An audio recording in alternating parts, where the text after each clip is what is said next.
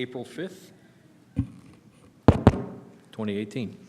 I'm going to get started by having roll call. Vice Chairman Jeff Nelson. Present. Secretary Jay Outluski's not here. Member Brian Patterson. Present. There you go. Barely. Member Linda Grice is not present. Member Clay Alsop is not present. Member Joanna Condi. Present. And alternate member John Albright. Present. Ooh, all right, thank you. We have a quorum. All right. I'm going to read an opening statement to get started tonight. This commission is composed of Peoria citizens who have been appointed by the City Council to serve on the commission as a civic responsibility without compensation. Our duty is to study and review planning and zoning issues within the City of Peoria. The commission hears zoning cases, holds public hearings, or may conduct a study session on a topic. Decisions made by the commission are forwarded as a written recommendation to the City Council, who will take the final action. All hearings are conducted in accordance with rules for procedures and Robert's Rules of Order. Each case will be called in the order at which it appears on the agenda unless otherwise announced during the meeting. In the interest of maintaining a fair and efficient hearing, the commission adheres to the following steps. The chair will open the case. The city staff will provide a brief report and recommendation. The applicant is then invited to give a presentation. Then any member of the public may provide testimony. The testimony is limited to 3 minutes. When we call your name, please come up to the podium and provide your name and address. After the testimony has been taken, we will invite the applicant back up to provide any rebuttal or final statements. Finally, we will have a commission discussion and decision. Anyone wishing to speak must complete a speaker's request form and hand it to the assistant on my left. Please be brief as possible, and please try not to repeat statements already made by others. Any member of the public may appeal to the City Council the decision of the Commission regarding a conditional use permit. The appeal must be submitted in writing to the Planning and Community Development Department within 15 calendar days of the date of the Commission's decision. All Commission recommendations on public hearing items, including general plan amendments, rezones, zoning code amendments, and special plans, move forward to regular City Council meeting. The City Council will then act upon the recommendation of the Commission. The City Council may concur with the decision, modify it, overturn it, or remand it back to the Commission for further consideration. We welcome citizens' comments, and as fellow citizens of Peoria, we thank you in advance for your participation. Okay, that being said, are there any as a final call for a speaker request forms to be submitted? Anybody wishing to speak? Okay, we will move on to the consent agenda then. And for tonight's meeting, it's been requested, we are going to move, by staff, we were going to move the item 3C, CU 18-03, Deep Within Rehab, to the regular agenda, off of the consent agenda. The consent agenda are items listed on there to be considered to be routine or have been previously reviewed by the Commission and will be enacted by one motion. There will be no separate discussion on these items unless a Commissioner member so requests. In addition, in which event the item will be removed from the general order of business and considered in its normal sequence on the agenda. So for tonight's consent agenda, we have item 1C, disposition of absence.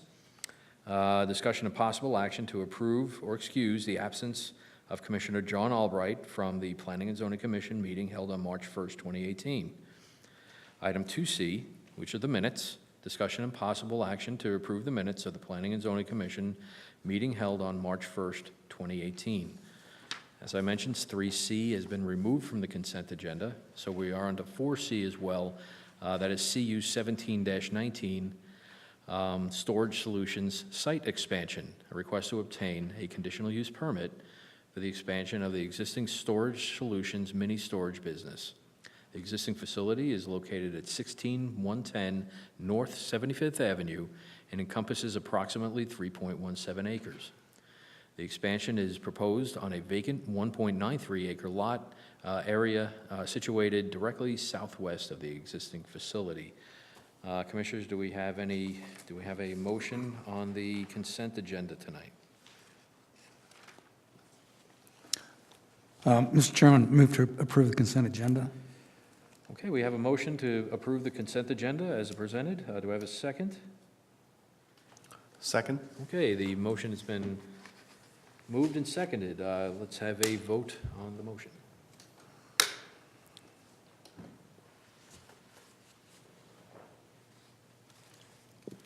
Mr. Chair, members of the commission, just to clarify, is the motion to approve the consent agenda with the What I- less item 3C? Right, Okay. right, as presented. And do we still have to do a voice vote? No, Commissioner Conley, you need to, oh, I'm sorry. There we go. Okay, the consent agenda passes unanimously. Okay, we'll move on to item 3C would be the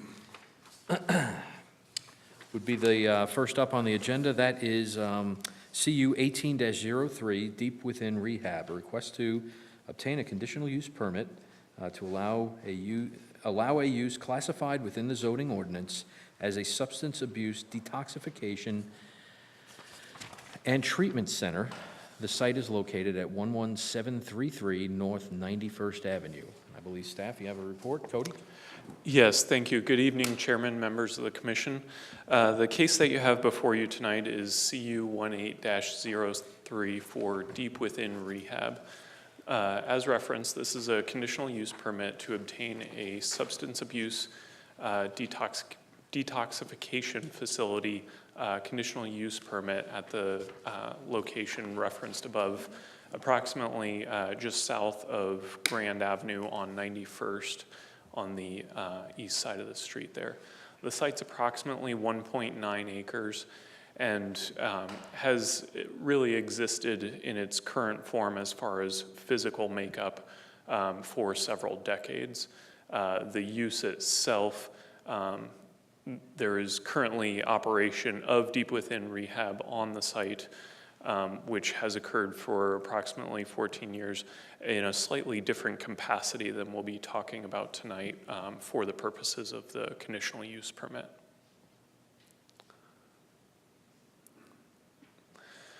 A little bit of background. As referenced, the physical makeup of the site has remained the same for several decades. I believe I had looked back at old aerials, and approximately the 40s is when the site had began various points of construction. Buildings had been added since that point. The current use, as referenced, began approximately 14 years ago, providing basically counseling services to individuals in need and kind of transitioning them back into the workforce and aiding them in essentially getting back on their feet and their day-to-day lives. Individuals who may have been homeless or had perhaps alcoholism issues in the past, this facility would counsel them and provide training opportunities for them to re-enter the workforce and society as a whole. So if this site's been in existence for 14 years, what's the trigger for this? Really what initiated this is the applicant's request to the Department of Health for a behavioral health license. That behavioral health license would allow them to provide basically more intense counseling services and have more of a focus on individuals with substance abuse that would perhaps be more intense counseling than what they currently provide through the current allowances on the site. Along with this proposal, there are no exterior modifications proposed. The applicant is proposing to leave the site as is from the exterior anyway. So here you see several of the uses that the applicant proposes along with the conditional use permit and really that more focused intense counseling services that they want to provide to individuals to, again, kind of help them re-enter the workforce and get back to what they had achieved prior to any substance abuse issues. On this site, the applicant would be providing various services, including assessments, individualized programs for folks that perhaps need a tailored training or counseling service so that it's not a one-size-fits-all and they can really address any issues that the individual has via the counseling services. Along with that comes things like a 12-step program, job training, assistance, and referrals. And additionally, one of their focuses is ensuring sobriety of the residents that come to the facility. So they would be providing drug and alcohol testing to ensure that sobriety and making sure that their residents are staying on the path that they're trying to provide for them. So what are the services that they're not providing? Typically with more intense substance abuse facilities, you'll find treatment of mentally ill and or methadone treatment. Neither of those would be occurring on this site. In the instance of this particular facility, they would refer out for those services. So they would refer to local hospitals and or establishments such as Community Bridges that provide more intense services such as the methadone treatment. Yesterday, staff did receive a letter of opposition in regards to this case. The letter identified a couple of concerns, one being a concern for drug activity on the site, another an assumption of theft that would result from the proposed use, and then one of the final items being loss of property value as a result of approval of the proposed conditional use permit. In staff's assessment, the assumption of drug activity really runs contrary to what the applicant is focusing on and really what their practices would allow for, because they're constantly monitoring the individuals that attend the site, as well as providing testing to ensure that sobriety. The assumption of drug activity we feel is really nullified by the activities conducted on site. The assumption of theft, there's no police report that we have that was provided with the letter of opposition, and just due to the time frame, we didn't have the ability to receive anything from the police department with respect to any calls for service at this location. As such, we have no ability to identify whether theft occurred as a result of this facility or random acts of theft in the area. So that's really not a item that can be validly associated with this use. Loss of property value. This is often a contention that we get on proposed uses that may be contentious, is that neighbors and surrounding property owners feel that it would devalue their property. No information or assessment was provided with this assumption. It was just a general broad-based assumption identified within the opposition. And additionally, it's really not within the purview of a conditional use permit. And we'll kind of get into the context and what's applicable in the review of a conditional use permit in just a second. So what's the difference between principally permitted and conditionally permitted? Really, principally permitted means that a use is allowed to just go in on a site and begin operating without any further use allowances or requirements. As long as they're meeting general performance standards, they're able to essentially open up shop. What a conditional use permit means it doesn't mean that it's a prohibited use. It means that it's permitted, provided that appropriate conditions can be identified to ensure that it fits the context of the area and does not have a negative impact on surrounding properties. So what are the items that we evaluate when we're looking at a conditional use permit? Well, as I said, context is really a focus of everything having to do with zoning, really.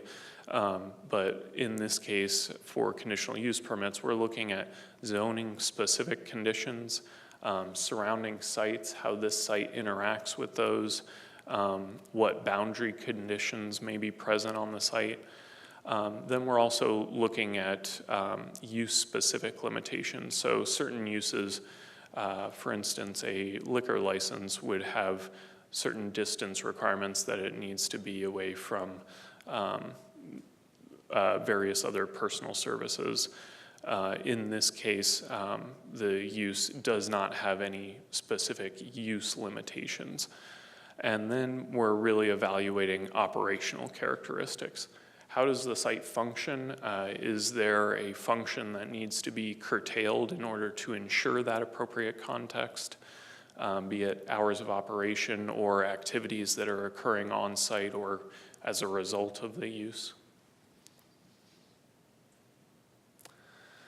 So when looking at this conditional use permit, the zoning ordinance specifically identifies the review criteria for a conditional use permit. One of those being, obviously, first and foremost, is it an allowed conditional use permit within the zoning district? This particular site is zone C4, which is really one of our most intense commercial districts, and it's kind of bounded by C4 as well, and then to the east you have C2 as well. So that being west across 91st Avenue.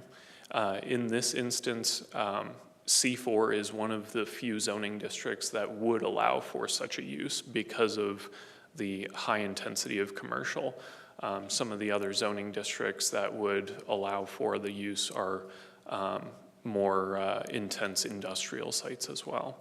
So really kind of gaining an idea of the context and intensity of the zoning district and the fact that this use, as far as perceived intensity, is a fit and as a conditional use permit at that location. Does the site meet any location and development standards? In this particular case, as I referenced, C4 and or the conditional use and use limitations for a substance abuse facility doesn't identify any specific criteria.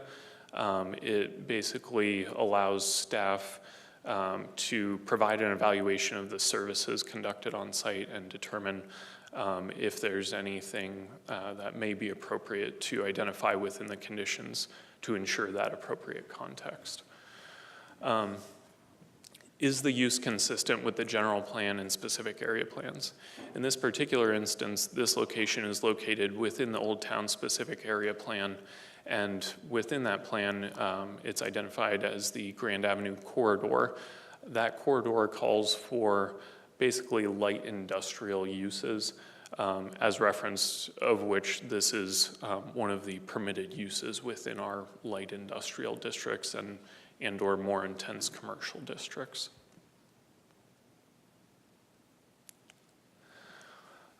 One of the other criteria is, does the use comply with all city code standards and guidelines?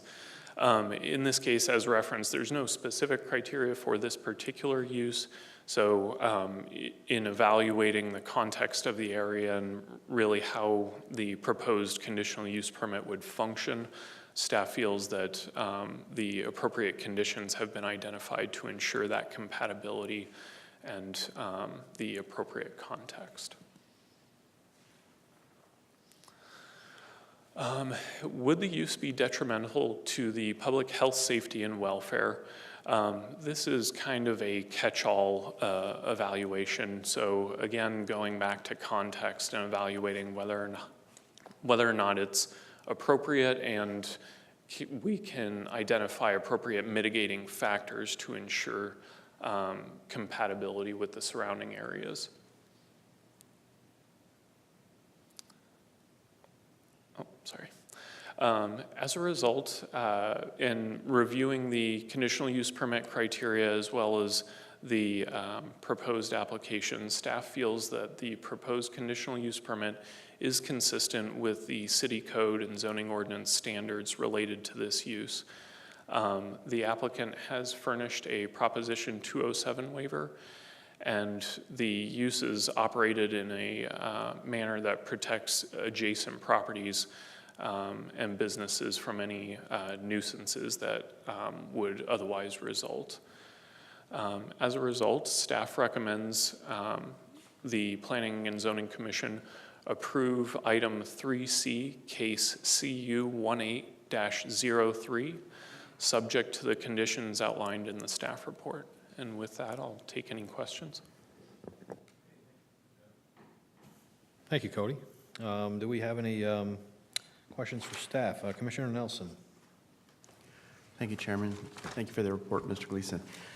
A couple of questions. First question I have is, what are the grounds to revoke a conditional use permit? So we got a letter that had a lot of pretty serious allegations, not saying they're true, but if they were, or even some of them were, and this use turns out to become a nuisance, what's the process to have a use permit like this revoked down the road should his concerns or her concerns pan out? Sure. Chairman, Commissioner Nelson, basically the city staff and Planning and Zoning Commission have continuing jurisdiction over a conditional use permit. So what does that really mean? It means that should it be found that there's adverse activities occurring on site or activities that are occurring outside of what was identified and approved as a part of the conditional use permit, it means we can bring that back before the Planning and Zoning Commission and make a determination whether or not it's appropriate to continue that conditional use permit. At that time, the Planning and Zoning Commission would then vote to basically continue with the conditional use permit or essentially revoke the permit. Okay, thank you for that. Second question I had was, I'm concerned that we didn't have a police review of call history. This would seem to be an ideal business to do that. And I heard you say, correct me if I'm wrong, that we didn't have time to do that. Can you elaborate? Chairman, Commissioner Nelson, I was merely referring to in response to the letter. We hadn't received any prior communication. As the applicant is present, they may reference in their presentation. This particular location does a lot of outreach with our police department and actually receives a lot of individuals that are identified as needing their services on site. So really they have a working relationship with our Peoria Police Department. My comment was merely in reference to the concerns identified in the letter with respect to theft. Okay, that makes sense. So just for further clarification, has the police department reviewed this proposal and have they expressed, if so, have they expressed any concern about it? Chairman, Commissioner Nelson, as a part of our review for the conditional use permits, we send it out to various individuals in a number of departments. The police department is one of them. We did not receive any comment or concern from them. As such, we did not feel further investigation was necessary. And so we're comfortable proceeding as far as from staff side without comment from police department on this? Chairman, Commissioner Nelson, that's correct. Typically, when we have departments that have particular concerns or when they review an item, they'll get back to us with what they feel are appropriate conditions or what concerns they might have with a particular application proceeding. But as referenced in this particular situation, we received no comment or concern from the police. So we're interpreting that as they had no issue, they didn't feel anything additional needed to be included as a staff recommendation? Chairman, Commissioner Nelson, that's correct. Okay. When they do have concerns, they certainly let us know. Okay, Yes. all right, thank you for clarifying that, appreciate it. Okay, I have a couple of questions myself, and maybe the applicant will elaborate more, but can you elaborate a little bit on what more intensive treatment is defined as? Certainly, Chairman. I would probably defer to the applicant for a more definitive answer on that, but essentially, they were more of a facility to provide counseling and transition for individuals that were perhaps displaced, for instance, homeless. In this case, they're finding that they're having a lot of clientele who have substance abuse concerns that they want to help prevent any relapse. So they wanted to be able to provide essentially more intense counseling services that would specifically address those particular issues. And as a result, they needed a state license from the Department of Health, which in turn triggered the conditional use permit requirement. Okay, that makes sense. And my other question, and the rest I'll save for the applicant. What is the service area, would you say, for something, a facility of this size and the nature of the business that they do and the clientele? Are we looking at servicing Peoria citizens primarily, or are we looking at bringing people in from around the valley? I would, Chairman Hutchinson, I would probably have to defer to the applicant on that. I would say my assumption would be that there's not focused services where they only provide service to Peoria residents, but for further clarification, I would want to defer to the applicant. All right. I'll reserve the rest of the questions for them. Any other questions for staff? Okay, we'll go ahead and open the public hearing. Is the applicant present? Would you like to speak on the? Yeah, would you go ahead and come up to the podium and state your name and address for the record, please? My name is Lee Humes. My address is 11773 North 91st Avenue. Okay. And do the commissioners have any questions for the applicant? This is a residence for these people? Yes, they actually currently, by dealing with the population of the homeless situation, a lot of these individuals currently have no other place to reside. So actually, this is home. We facilitate anywhere from 35 to 45 individuals. We have our own separate dining facility, meeting area, exercise area, and all these things that normally most you would have at a larger treatment facility, but being a recovery facility, we have acquired that through donations and contributions over the past 14 years that we have existed here in Peoria. And so you have beds for, what, 35 to 40? Did Yes, you say? well, we can facilitate more, but we kind of keep it at a limitation because we found when you exceed a certain amount, your control movement becomes a little bit more difficult to maintain. So we kind of try to address it where, along with the community and working with the Peoria Police, that we can contain those individuals who are within a general population that we can control. Thank you. Okay. I have a couple more questions. First of all, are any of these people treated, and I hate that sounds like such a crass thing, I don't know the word to use, are they patients, are they treated on an outpatient basis, or is it so they can come and go, or are all of the people you treat housed on site? Oh, no, you put it very direct. No, it's on site. We have controlled movement. There is no, that's my community as well. That's my home. And there's no come and go as you please. Everything is controlled movement while you live at our address at 11773. So everything is controlled movement. You're not allowed to walk up and down the street. When we do have any movement, it's transported without vehicles.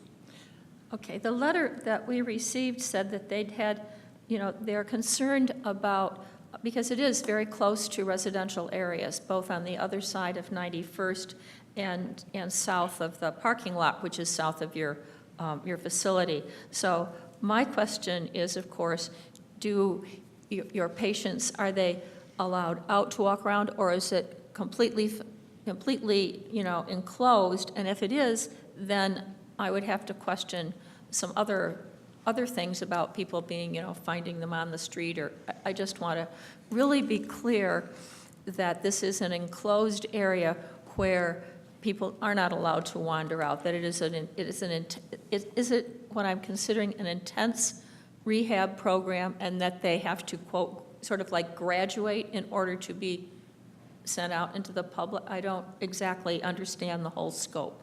Okay. Yeah, all right.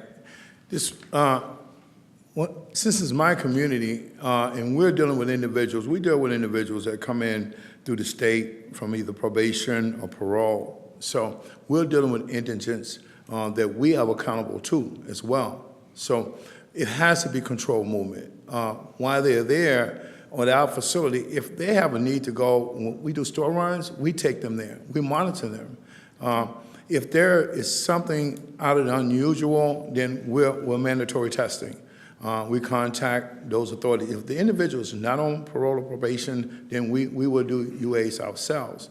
If there's any, we have a great rapport with the deputy chief of police and detectives. So we try to maintain a serious control environment while we're working on these individuals trying to become a productive member of society.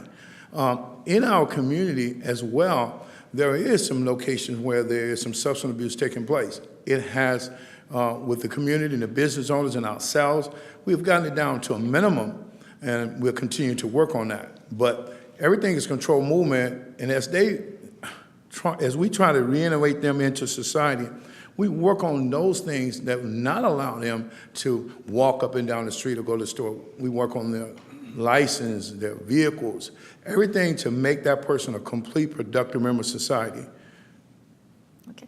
And one more question. I assume it is all men? It's not, or is it men and women? No, men. Men. Only men. Okay. Okay. Commissioner Nelson. Thank you, Chairman. Thank you for being here, Mr. Humes. I just had a few quick questions. Do you have on-site security at your facility? 24/7.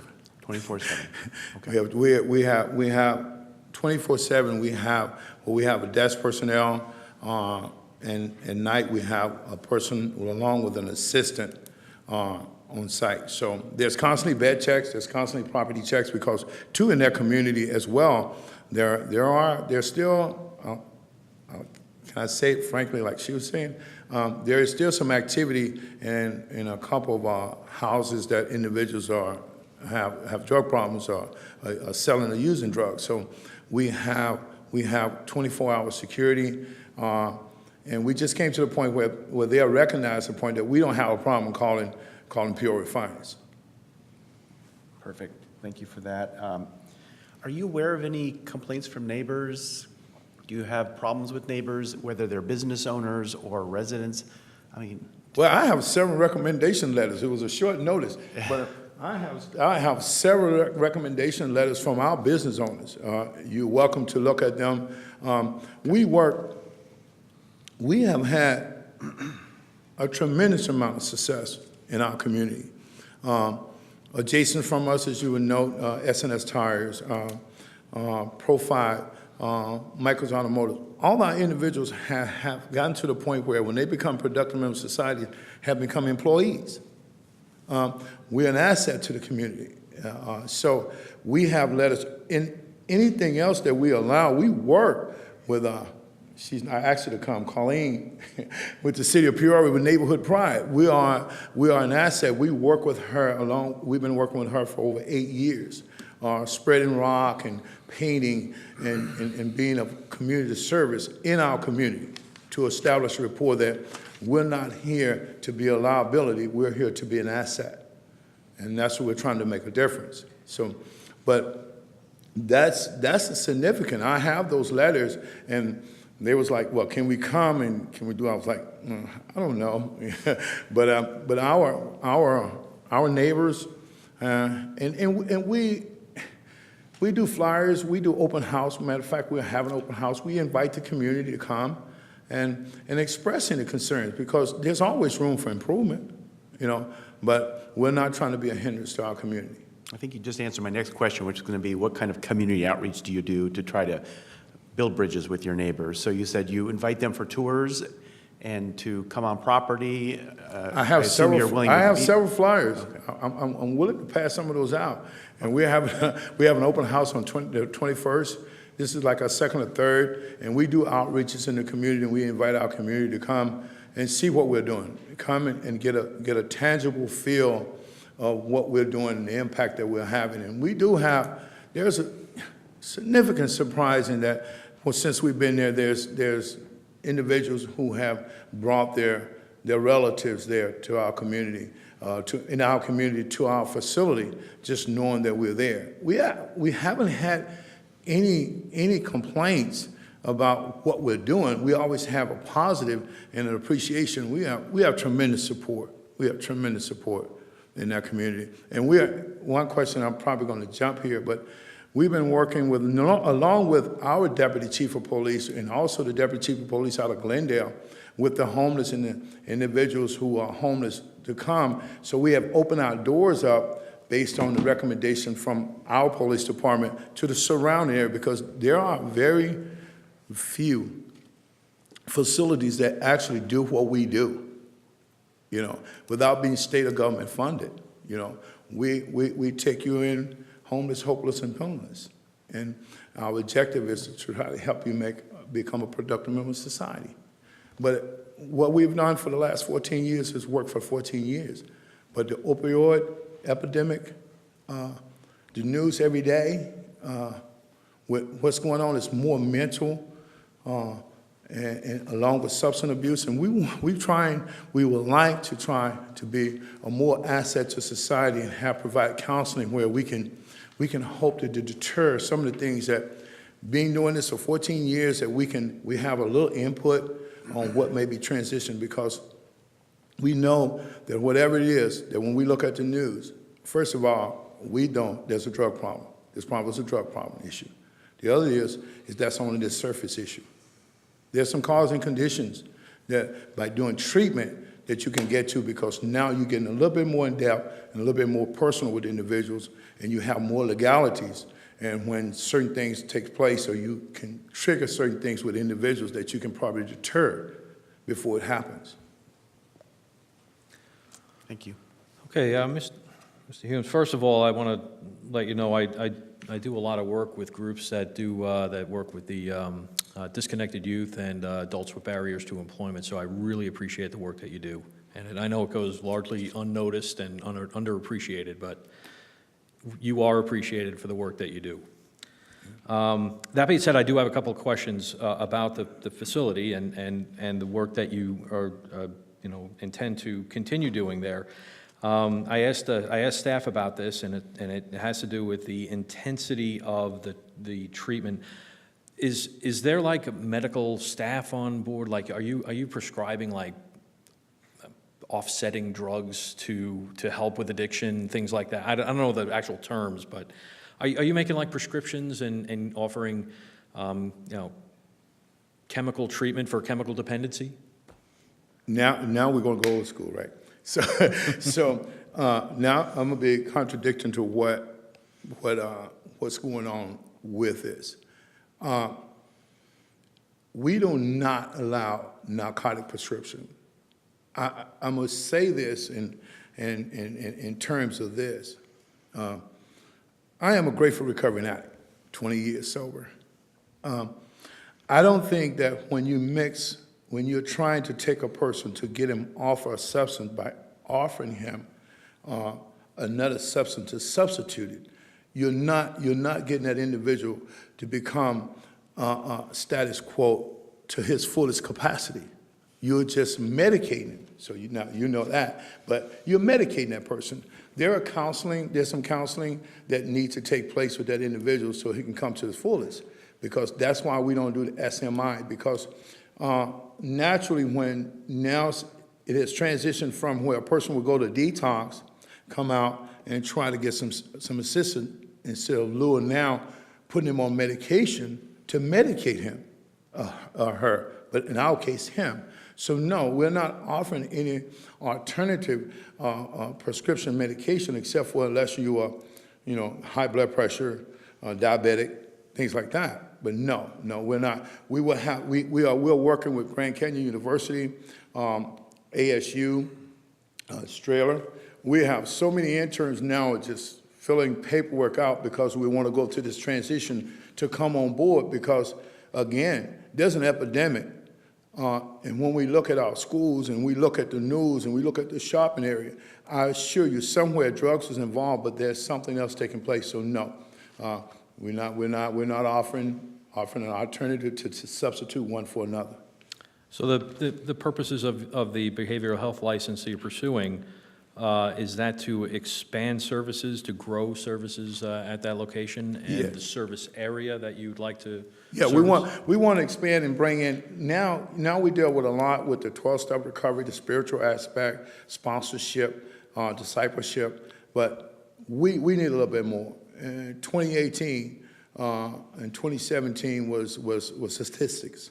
But being in this thing for a long time, we recognize the point that we need to go a little bit in depth. If we're in this service to make a difference in individuals' life, we need to go to another level and be more of an asset to the community awareness that, hey, individuals that walk through those doors, they're not just using drugs. There's other things that's transpired in their lives that trigger things that make those people go to another level. So if you're sitting down and you're doing treatment with them and you're counseling them and you got interns coming in and you got guys from Grand Canyon, ASU, and they're trying to do an internship on the psychological basis, we're going to find a lot more than what we've been doing as far as just saying, okay, you're absent from your drug of choice for a certain period of time, but we're not doing anything more in depth to sit down and talk to you about treatment. Okay, great. Well, thank you. Commissioner Condi. I wish that this letter had come in earlier because I would like to see the recommendations and like to have heard a police, report. I really feel that we haven't gotten as rich and complete a description as we could have. The staff, I think, did as good a job, but there just seemed to me a lot of unanswered questions. And I just wish that I had had the opportunity to go to one of your open houses before I made this decision and to see the facility. It's, I just want to say that I thank you for coming in. Thank you, for Mr. Chair and staff for the report. But I wish I just had a better sense of everything than I have now. One thing. Let me share. Mayor Kathy, all the city council members have been there. We're an open book. We're having an open house on the 21st. It's not. I leave it simple. You don't have to wait till there's an open house because we're a part of this community. You can come to that facility anytime. There's not a certain time or certain date. I mean, we have visitors all the time. We have pastors. We have city council members. I'm very familiar with Mayor Kathy's mom. She's been there so many times now. But we're open. Bill Patano, Terry Ellis, and so on. And that we're an open book. It's there because if we're doing something in your community, and we're saying we're trying to make a difference, then it's good to hear me, but it's better to see us. It's better to come onto that facility and see what impact of what we're trying to do in this community. Okay. Commissioner Patterson. Yeah, thank you, Mr. Chairman, Mr. Humes. I guess the red flag that raises in my mind on this case is the existing use is called an existing campus offering counseling service. And the proposed use is substance abuse and a detoxification facility. And that creates an image in my mind of two totally different kinds of operations. Right. And I guess I'm not comfortable in making the assumption that the past operation is a good indicator of where we're headed with this new use. Chairman, Commissioner Patterson, perhaps I can provide a little bit more information in that regard. The reason behind that particular terminology, if you will, is that that's the closest thing that we have in the zoning ordinance as far as a use listing to categorize this as. Typical substance abuse and detoxification facilities would be providing more intense services like what you would typically see with methadone treatment and that sort of thing. In this particular instance, though they're not providing that, the services that we can liken it to are most similar to a substance abuse detox facility. Hope that provides any clarification for you. So have you provided detox services in the past, or is this something new? Can I quote? We work, again, with Community Incline. We work with Community Bridges. Community Bridges is, even if a person walk into our facility and say they want to come in, we want to know the last time you used. So if you currently use, we would take you to Community Bridges. What we ensure Community Bridges is once he's medically cleared from his detoxing, then he has a place to come back to. So in that aspect, we're not taking individuals in who just shot up or who just finished drinking a fifth for the last 5 days straight.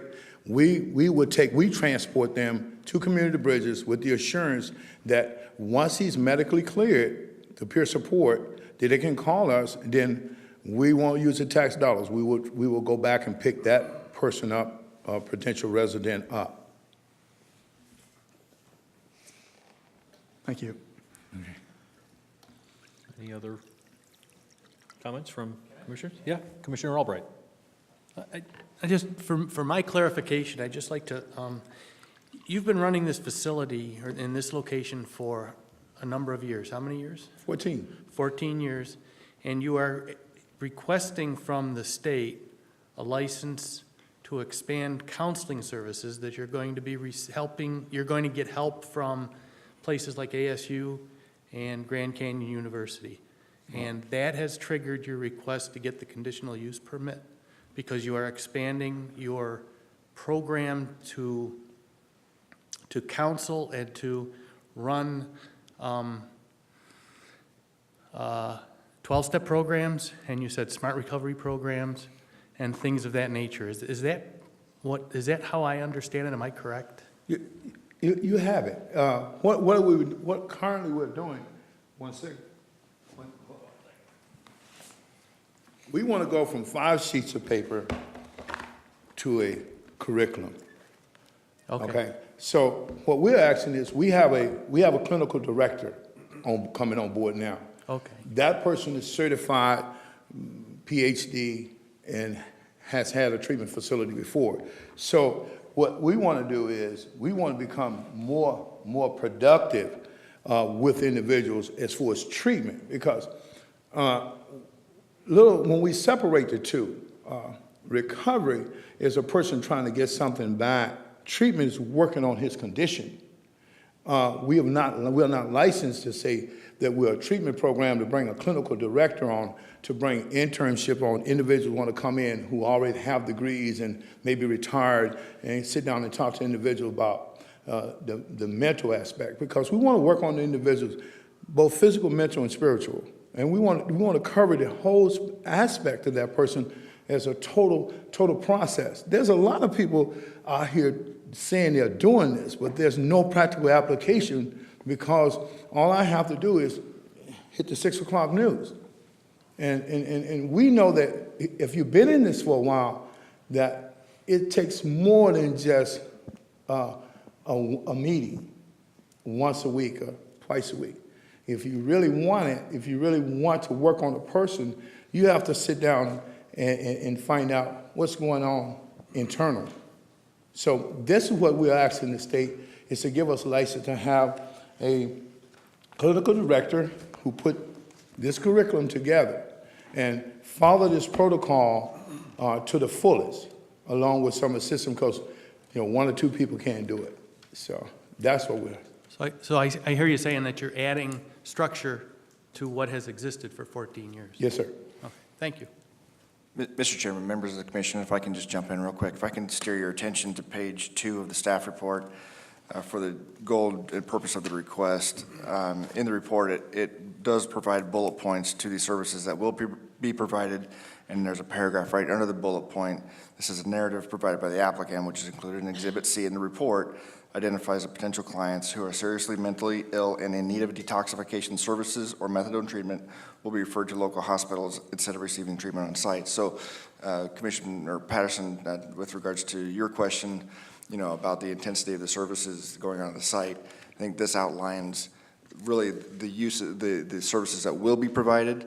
As far as the detoxification center label that's being given to it, the state needs clearance, zoning clearance from the city in order to issue the license, and that was our closest analogous use to these uses. And so then the applicant has provided a detailed list of what will and what will not occur on the property. So while we had to give it that detoxification and treatment center kind of moniker, if you will, we also have the advantage of a conditional use permit that specifies what will and will not occur on the site. So to the question earlier about what would have to occur in order for conditional use permit to be revoked, we still have that authority. If these uses, if what was proposed herein are not being followed, then we would be able to bring the conditional use permit back before you for reconsideration if we needed to. So hopefully that gives a little bit of framework to why we're calling it a detox facility and why we're proceeding with the CUP, and then some guidance as far as what the CUP can restrict the use to. Thank you, Adam. Commissioner Patterson. Yeah. Thanks, Adam, for that clarification. I guess it still creates an image in my mind that the clientele coming to the site may somehow be in a different state than prior clientele coming to the site. They're coming there knowing that they can get detox referrals. Is that going to change the traffic coming into the site? Commissioner Patterson, I believe you'll find that historically this use has still been anyone that came to the site that was needing the referral, that needing the true detox facility or treatment beyond what they could do would always have been referred, and that's been the case from the beginning, and that's going to continue. That's not changing. I think what they're trying to do is get a more detailed license or a more advanced license with a more intensive program, maybe a little more structure to it, which would allow them to maybe serve a slightly different population, but again, still within the confines of what's being mentioned herein. Okay, any other questions from the commissioners? Okay, thank you. I do have a request to speak. That is from Isaac Morales. You care to speak on the issue? Okay, please state your name and address for the record. Hello, my name is Isaac Morales. Thank you. I own a business right here on 83rd Avenue, Washington. We've been there for 55 years. I don't know if you guys have driven by there, but it's Ideal Jewelers. Anyways, what I've seen, I'm actually the person that sees Peoria the way it is now, the way it was in the past, of individuals. And there's these last 2 years, it really, the face of it has changed. There's a lot of individuals who've shown up there, and I guarantee they're homeless, drug users, trying to sell items. And I've been wondering, I know, other states and communities embrace that, but we still have a community of responsible people here that, that own businesses, that rely on customers from all over the area that don't want to have to deal with this. And even the park, people are, not accustomed to having beggars or showing where the bus where to catch the bus. And now maybe I'm sure Mr. Hume has great intention and he's done a great job in the past. And I have driven by the facilities because it's on the way home. I live here in Peoria also. But I don't think Peoria residents deserve, or the businesses deserve to see Peoria turning into the next, drug rehabilitation center of the valley, like Wickenburg and Prescott. They have all kinds of rehabilitation, but we're going to bring in a group of people, and I know they might just drive by, and I don't know how they get there. We're still not too sure, these drug users, or if haven't done drugs. It's the big question mark. It's just a big question mark. We don't have no definitive answers if these people are on drugs. And we know from heroin and crack use, I don't know, that these people depend on lots of money, and they don't get it, from panhandling. So, I know I'm the lone individual who opposes this here, probably in the whole city of Peoria, but it just doesn't give me a warm, fuzzy feeling at night. I own a business. I do see the people that walk in. There's a lot of young families here that live in Peoria, raising their kids. You got a high school here. And yeah, I know a lot of drug users. I grew up here in the valley. I'm probably the oldest native here that lives here. And yes, we do have a terrible drug problem. I don't bother to watch the news at 6 o'clock because I know the terrible stuff that's happened in the valley because people chose to do drugs, and now us poor, taxpayers have to pay the price for it. They chose to do that. And I didn't force them to do it, and it's not a disease where they're going to get the drugs by standing there. But I just, I don't feel comfortable about this. I know Mr. Hume worked really hard, and, again, I commend him, but it's just, I don't feel good about drug users coming in and out of my city, and I know it's far away still, but it's just, I don't want this city to, other facilities come in and want to start another drug facility before you know it. Might as well say goodbye to all my customers that we rely on, to pay our homes, our mortgages, and, let the good people, deserve something for a while, Don't punish the good people, help them out sometimes. We've all worked hard, and I want to thank you guys, for listening, and I hope you take this to heart. Thank you. Thank you. Bye-bye.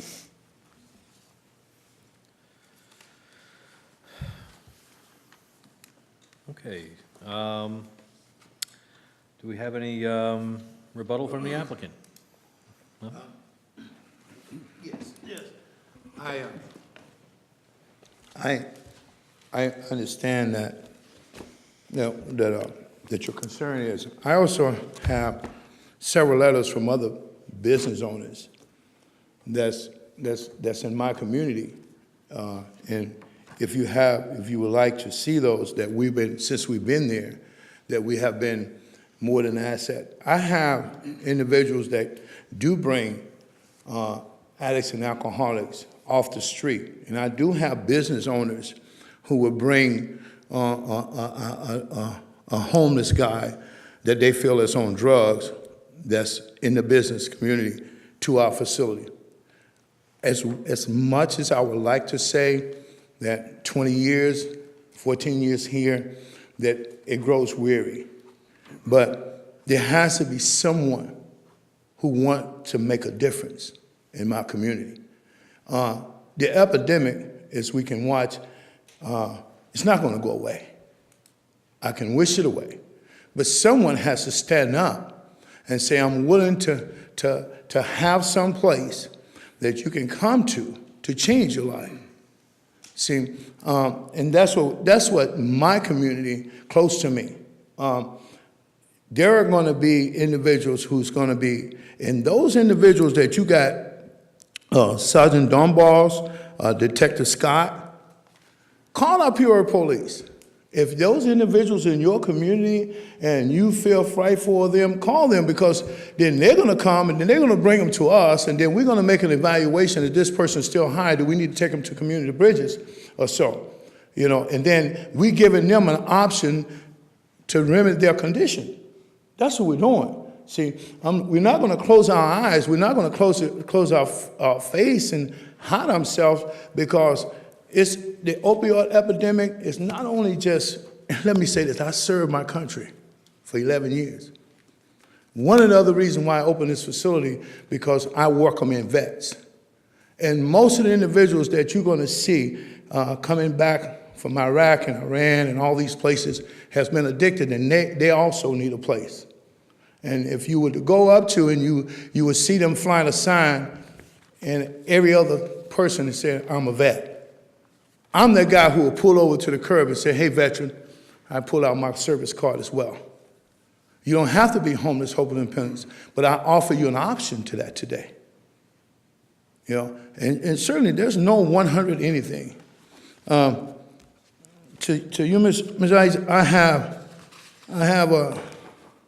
these are the recommendations for the last 14 years of the business and companies, Carter Stadium, Diamondbacks, Maryville, that these individuals have worked for, and we have a success rate.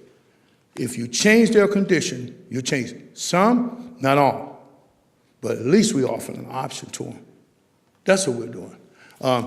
We are one of the only facilities like ours that other people, other communities, Glendale and surrounding communities, trying to get a hold to. They're trying to get it, so they're trying to partner with Peoria to say, hey, how can we come along with you all to help make a difference in the community? I live there. 11773 North 91st Avenue is my home. I raised 5 kids at that address with addicts and alcoholics, with convicts. I relate. Huh? My daughter is going to graduate from Grand Canyon University. My son, when he sees a homeless person, said, Dad, stop and pick him up. He needs help. That's the mentality. I have 4 other kids. I have grandkids who is taking on that role of wanting to be a difference maker in the community. I'm a professional football player. I want to coach football. But God chose me to do this. These people support me. Every time I think I don't want to do it, they remind us that we're doing a good thing. And if there's a problem, stop by. Stop by, Mr. Isaac. If you got a homeless person, I'm not afraid to approach him and say, hey man, you need to get off the street. I'm that guy that would approach that individual and say, hey, what's your problem? Because I live in that community as well, and I'm not afraid to approach any person that I feel that's a threat. And if this is what I told the mayor, this is what I tell the deputy chief of police. When I become a liability in my community, then it's time to quit. As long as I'm an asset, and I got referral letters to people who I got individual referral letters as well. Their life been changed. You make a difference. Then I'm good. It was 4 pastors on the property yesterday. In the Peoria area, Glendale area, Surprise. These people bring people to us. I'm grateful. I'm grateful to be a part of this community. And I know everything ain't always great. I wish I could tell you it's 100%, but I'm sorry. She told me to be nice, right? She called me, Colleen did. I work with her, been working with her desk with me and the guys for 10 years. And she said, you be nice, but I gotta say to you, it's when we become a threat, I'm going back, then pull those licenses. Pull the permit. But if we make an impact, hey, we did a good job today. Thank you. Yes, sir. Commissioner Condi. Sir, Ms. Hume, you had a question for the applicant? Yes. I had questions for the applicant. Yeah. Thank you, Chairman, Mr. Chairman. Yeah, I have just a few questions. Are your patients there voluntarily, or are they brought there and mandated there by the court? Both are. And that's really significant, because when I try to tell the court or anyone else, probation officer, if that person don't want to be there, don't force them to be there. if that, even though the court, our judicial system, whether it be Phoenix, Peoria, Glendale, for some reason they believe in us. They said we're the last hope. I have in my letters, I have from Arizona Department of Corrections, officers, everything that, can I say this off the record? No, I'm gonna stay on the record. You're on the record. Kingman, Arizona, Arizona Department of Correction transport individuals down here because they're either facing an opportunity to go back to the penitentiary or get their life together. We're the disciplinary facility. I take that as a compliment. So, but one of the things that we tell them is, here's your opportunity, your last chance. Here's your opportunity to get your life on track. See, sometimes you can go to the dance, but when you get in the dance, you can start feeling the difference when people care about you changing your life. Mm-hmm. So those people that come to us and I have to write recommendation and progress reports, then I'm gonna spend time with them to let them know, do you really want this? Because if not, then I don't want you in my community. You have to come to an understanding that you want to change your life. So some come as a walk-in or referral by either church or by some other agency, say we have a candidate. And one thing about it is that they'll tell them, hey, everyone is not for Deep Within, and Deep Within is not for everyone. But this is not a candy-coated program. Okay. I'm an old military guy too, so. Do you have any idea what your recidivism rate is? We have about, based on individuals who graduate our program, we have one of the highest rates with individuals who complete now the 6 months. We have about a 66% success rate. Okay. So 66%.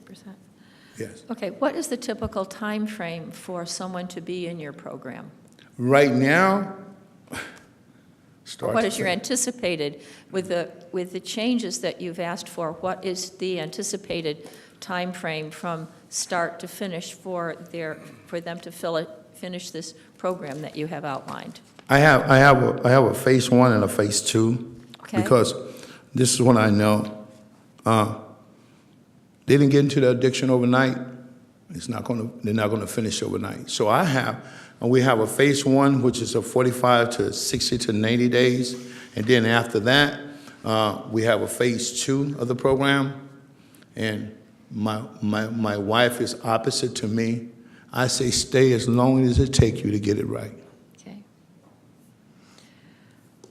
Well, I volunteered at Adobe Mountain Juvenile Facility with a bunch of boys for 2 years. It was many years ago, and the problems weren't as serious. And I know that it's always, we really need the program, but not in my backyard. And I understand that's a feeling. But I also understand the concern of people who are surrounding it. I really compliment you on your devotion to it. I think that, as you said, it's last chance, and sometimes you do need to get to the root of the problem. It's not a simple fix. Thank you. So I just wish I'd had more information. I just feel I'm missing some things, but that's it. Thank you very much. You gotta come by and see us. You need to come by and see us. I probably will. Yeah, come by. Please come by. All right, thank you, Mr. Hume. All right, thank you. Okay, seeing no other requests to speak, I'm going to go ahead and close the public hearing. Do we have any additional comments or questions from the commission for staff? Commissioner Patterson. Thank you, Mr. Chairman. Cody mentioned earlier that staff didn't really have time to fully investigate the issues raised in the letter that came in late. Is there any downside to moving this item till the next regular meeting? Chairman, Commissioner Patterson, the applicant does have a time frame from the Department of Health. I would have to defer to him as far as what that time frame is. Specifically for his licensing criteria, they only open the window for a certain number of days in order to process the local jurisdiction approval.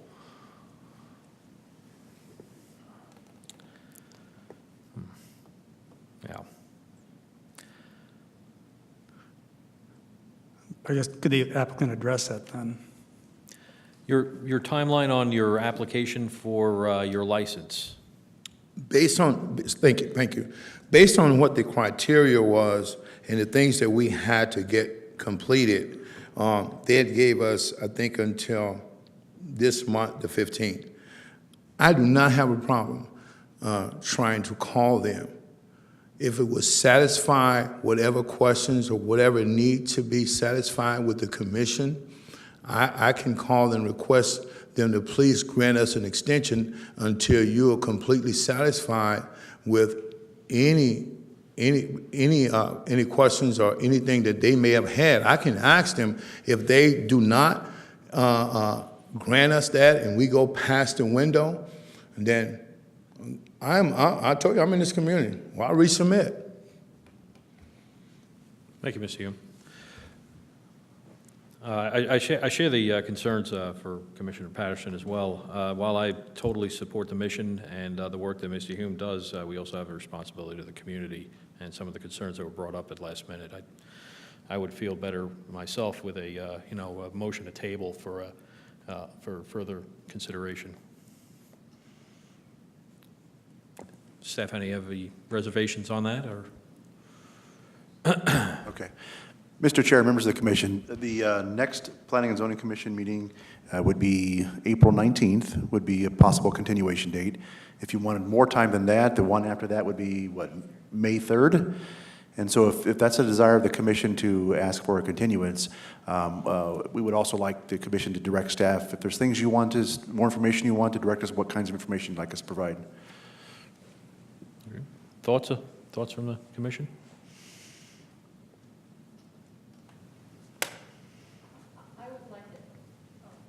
I would like to have at least an extension to the next meeting and possibly to the one after it. I'd love to go to the open house.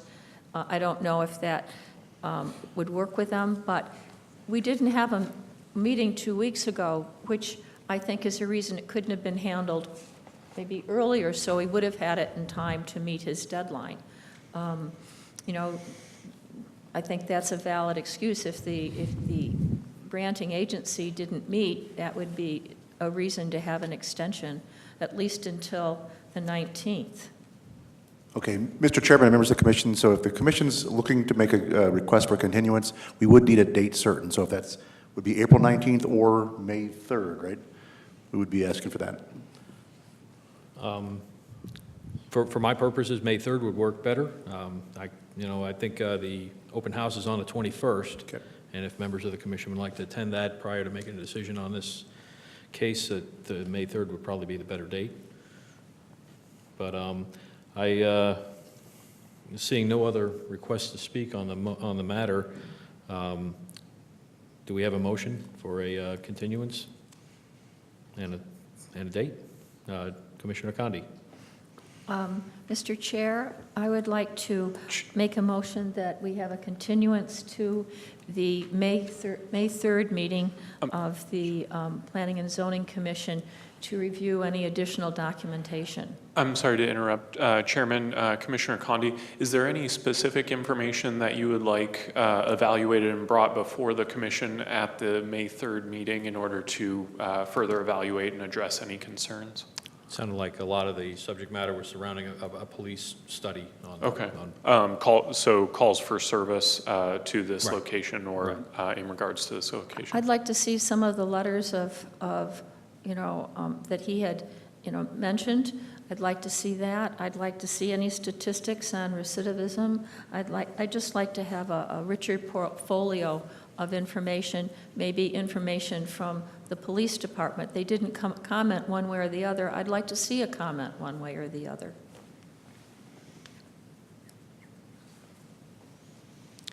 Thank you. Sounds good. Okay, we have a motion. Do we have a second? Second. Okay, we have a motion and a second to continue this to the May 3rd Planning and Zoning Commission. Would you please vote?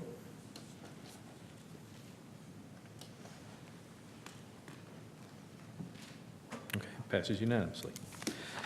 Okay, I'm sorry, Mr. Chairman, members of the commission? Yes, sir. One final thing. If the commission desires and chooses to go to the open house, I would just ask that you try to stagger your time frame so that we don't have a meeting occurring at the open house. very, very good point.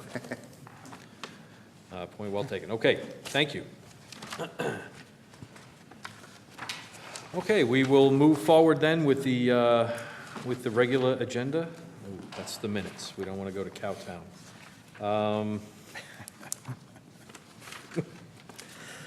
Oh, I'm a mess. Okay, we'll go and move on to item 5R, study session, TA 18-01, temporary use permit text amendment. Staff, you have a presentation on this? Indeed. Thank you, Mr. Chairman and members of the commission. For the viewing public and whatever public we have left, my name is Lori Deaver. I'm the principal planner with the department here. This is a co-presentation this evening, and so forgive me if I slow it down a little bit while Cody's behind me, because he's also going to be addressing the commission this evening as well. So kind of taking a completely different path, we're going to be looking at a text amendment right now, a future one coming before commission. And we are looking for your feedback. So this is for a discussion item only. And unlike the sign code amendment that we just did, this is not comprehensive in nature. This is a very strategic, surgical, and precise text amendment that we are looking to bring in front of you. And it's specifically related to one portion of the zoning ordinance, and that is related to temporary uses. And so you're going to hear two terms this evening, temporary use and temporary use permit, and there is a difference. And so I'll kind of talk about that briefly. But first, our task in reviewing this section of the code is to determine if the criteria is appropriate for when a permit is needed to have a temporary use event to occur on the property, and to evaluate that if what we have for the performance standards in there are appropriate and effective in nature. So the goal is to get feedback this evening, and we are going to be incorporating that feedback and then hopefully bringing forward revisions for consideration to Commission and City Council in a very short amount of time. Oops. Okay, so just a little bit of background on this one. The provisions of the zoning ordinance have been adopted by council, and their primary purpose is to protect and promote health, safety, and general welfare of residents and businesses. Primarily, if you look at the zoning ordinance, there are individual zoning districts in there, and first and foremost, they talk about permanent structures, permanent uses, and permanent items of that nature. There are instances like we had this evening where you may have conditional uses that would be appropriate if they met certain performance criteria. Lastly, there may be instances where we think temporary uses would be appropriate on a very limited basis. And so what you see on the right of the screen are examples of those temporary uses that can go on private property.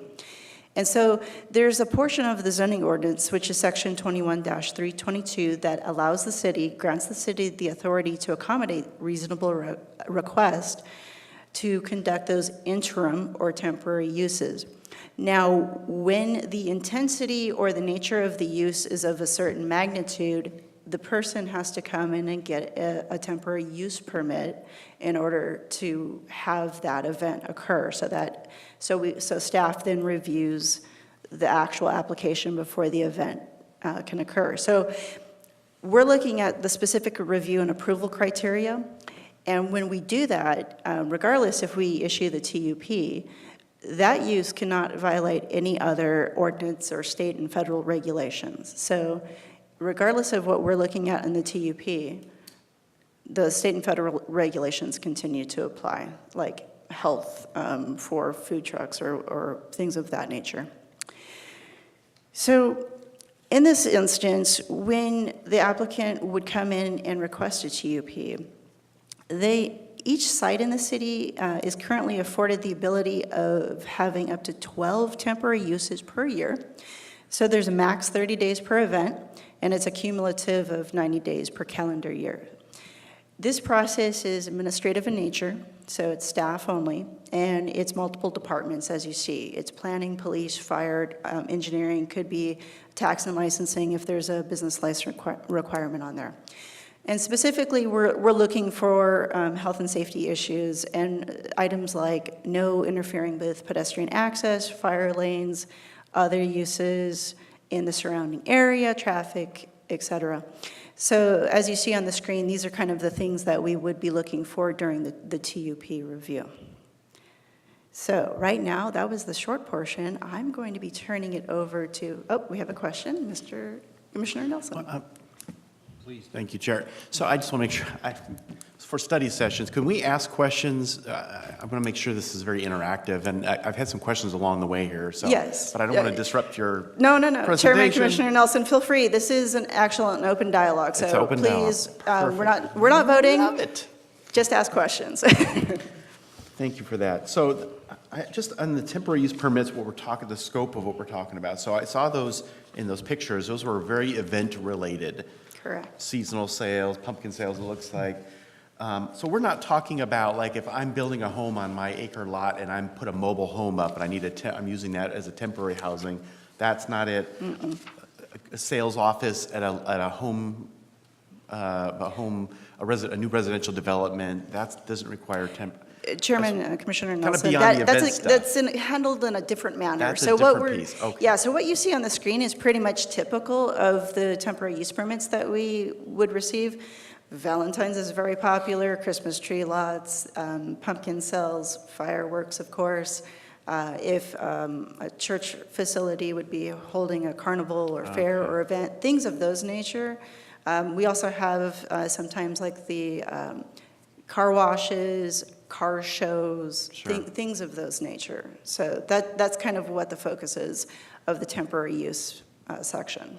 A temporary construction yard, again, outside of that, I mean, okay. It would be a part, there are certain criteria in there. So when we bring this back to commission, we'll have a complete list of the items that would require a temporary use permit. Oh, okay. And we're looking at, a little bit of spoilers, we're trying to create exemptions of which uses are not intense based on the size of the site possibly, or other conditions that we probably should not be looking or getting a temporary use permit for. So that's kind of the focus, is narrowing the criteria. What should we be looking at? What shouldn't we be looking at? That makes sense. Okay. Okay. Thank you. Brian. And this is for the purposes of issuing less or more temporary use permits?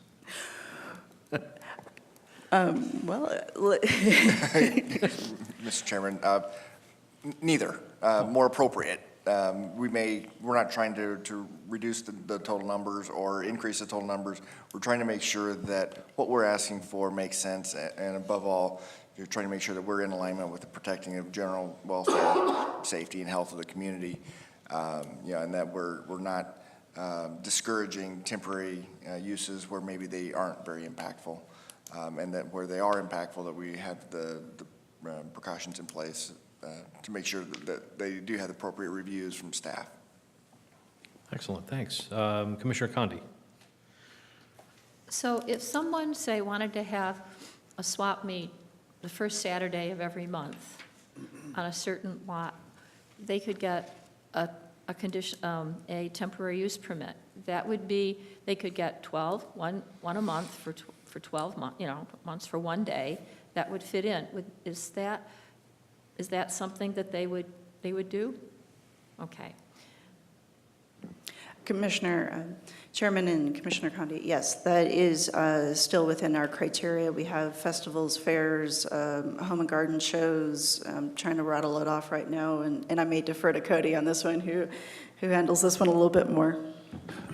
Certainly. So, and in one of the following slides, you'll see kind of a generalized list of the activities that we see. But often we find events like that where individuals are looking to do temporary outdoor sales, like a farmer's market that you would find in some shopping centers, to where they're kind of repeating it.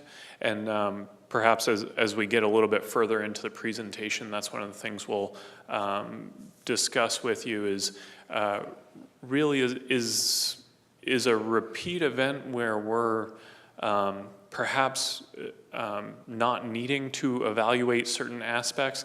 Is it appropriate that we're requiring a temporary use permit? Because ultimately, if they're not impacting things that we review, then perhaps it's not appropriate to be making them go through that process and charge a fee.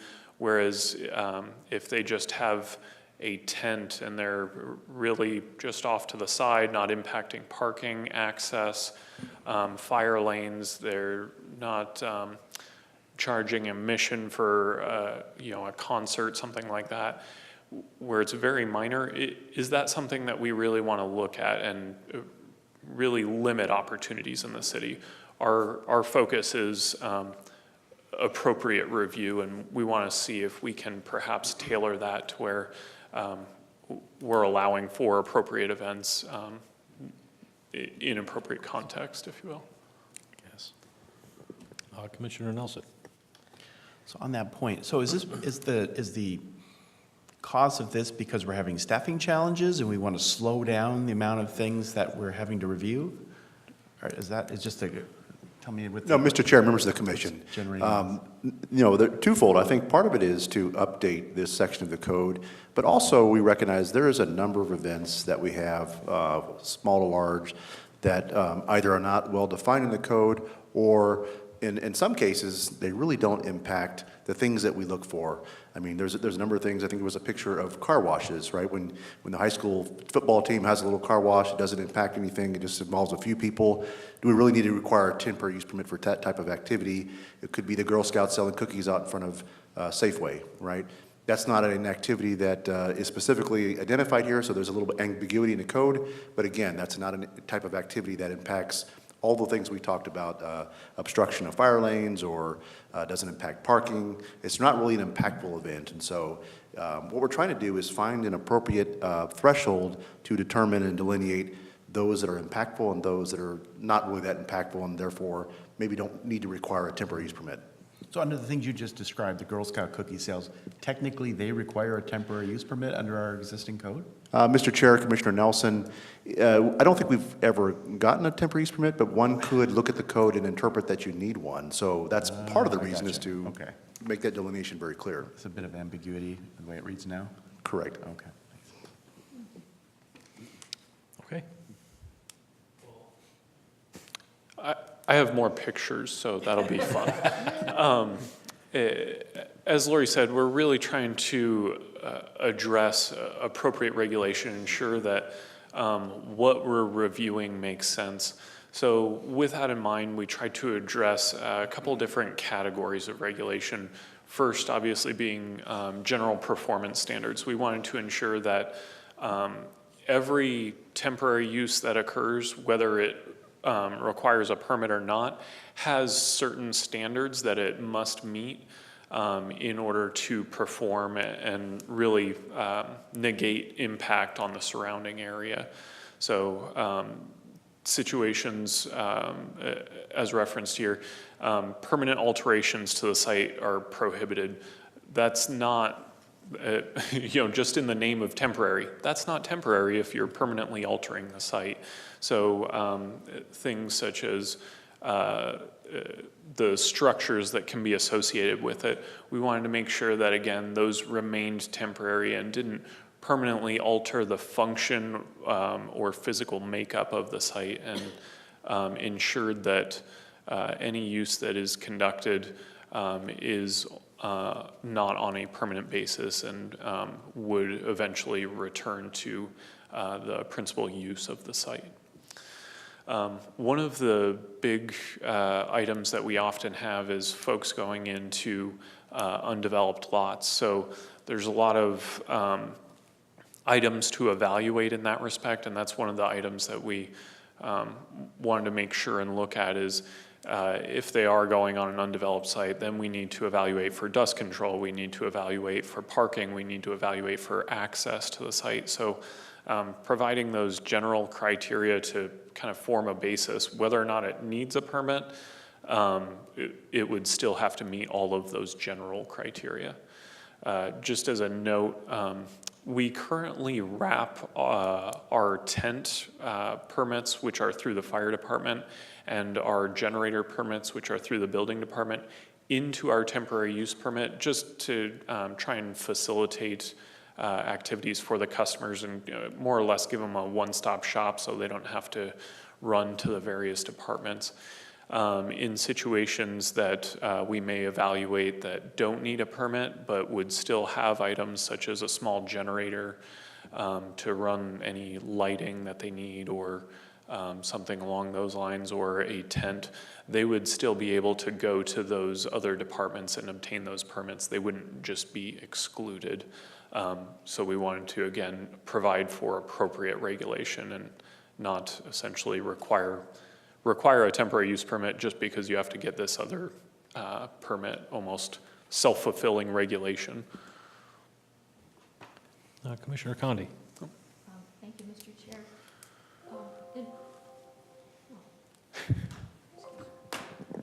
In my neighborhood. Oh, good idea. In my neighborhood, during the Christmas holidays, they have a Winterfest, and it's done on the community property. Would they have to get a temporary use permit? Chairman, Commissioner Condi, it would really depend on the scope of the event. Right now, what we have is kind of a separation. Events where they're holding what would typically be called a block party on the city street, that requires a separate permit through the police department in order to essentially barricade off that street. With temporary use permits, those are activities that are being conducted on private property. So, for instance, if it's an outdoor event that's being held in an HOA park, if you will, that would require a temporary use permit. But we want to evaluate, again, appropriate. We don't, if there's a gathering of 5 neighbors in an HOA park, we don't want to review a temporary use permit. It seems overly burdensome. So those are some of the evaluations that we wanted to conduct and see what's really appropriate to be looking at and ensuring that we're not regulating just for the purposes of regulating. Okay, Mr. Chair and Mr. Gleason, no, they try to attract people from all over the Peoria community, and I guess there are 200 or 300 people that attend during this one day. And so, I mean, they have booths and they have this and that, you know, all that kind of stuff. So that would be, even though it's on their own private HOA land at Desert Harbor, it does require a temporary use permit because they would be accessing 91st and public streets in order to get to that. Is that my understanding? Chairman, Commissioner Condi, I happen to live in the area, so let me kind of provide a little bit more information. Traditionally, the parking is facilitated in the marina area already established, and so parking is not necessarily going out onto city streets or the neighborhood, or the HOA has designated areas for that event in already designated parking spaces. Depending on the size of the tents that are occurring, they may need to go and acquire a tent permit in that instance. If there were things like food trucks or something else where, again, a generator or a collection of people, the intensity may be of such where it could trigger a temporary use permit being required. There is signage associated with that would be handled through the sign code regulation, but they could handle temporary signs if they were coming in for a TUP as well. So in the instance, I do know certain years it is well attended. Other years, it kind of varies. And so we would try to be setting criteria that would be appropriate. And so, like I said, if there's a condition like a tent or a generator or something else, we could look at that. If they wanted to shut down 91st, that is actually handled through a different department. Because that would be a special event permit at that point in time, because there's additional traffic control regulations and other things that would be considered. Thank you. Okay.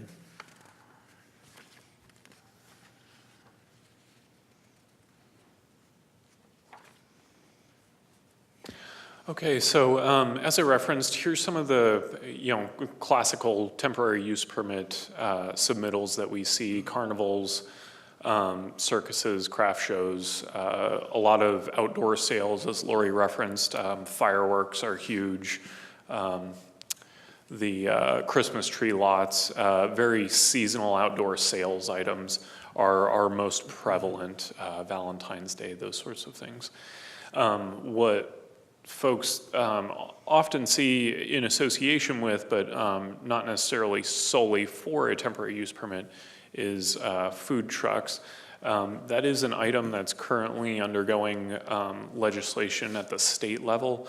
And until such time as that's specifically addressed by the state, we're not focusing on specific food truck regulation until we really have an idea of what they've nailed down at the state level to ensure that we're compliant with our regulations.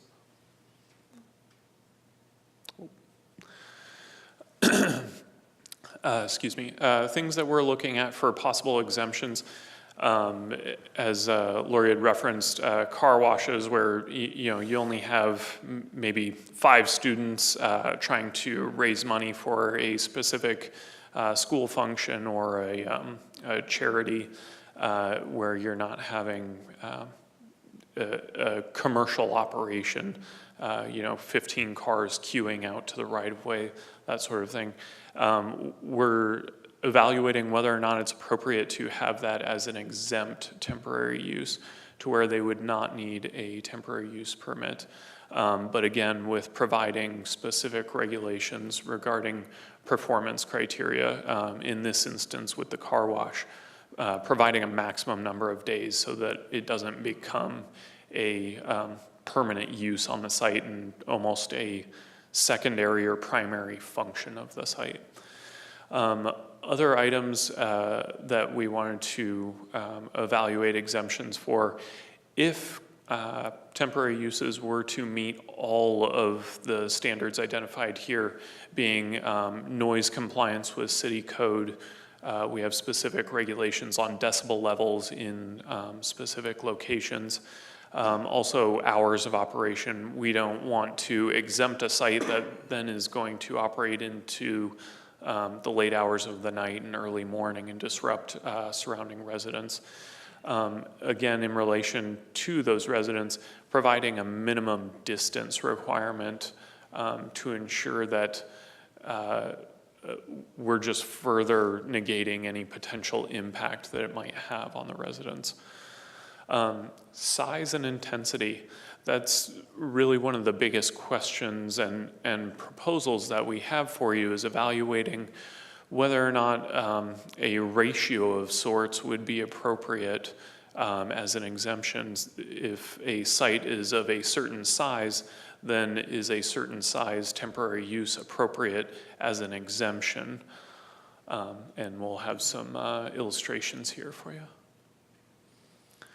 So here you have your typical non-residential commercial parking lot.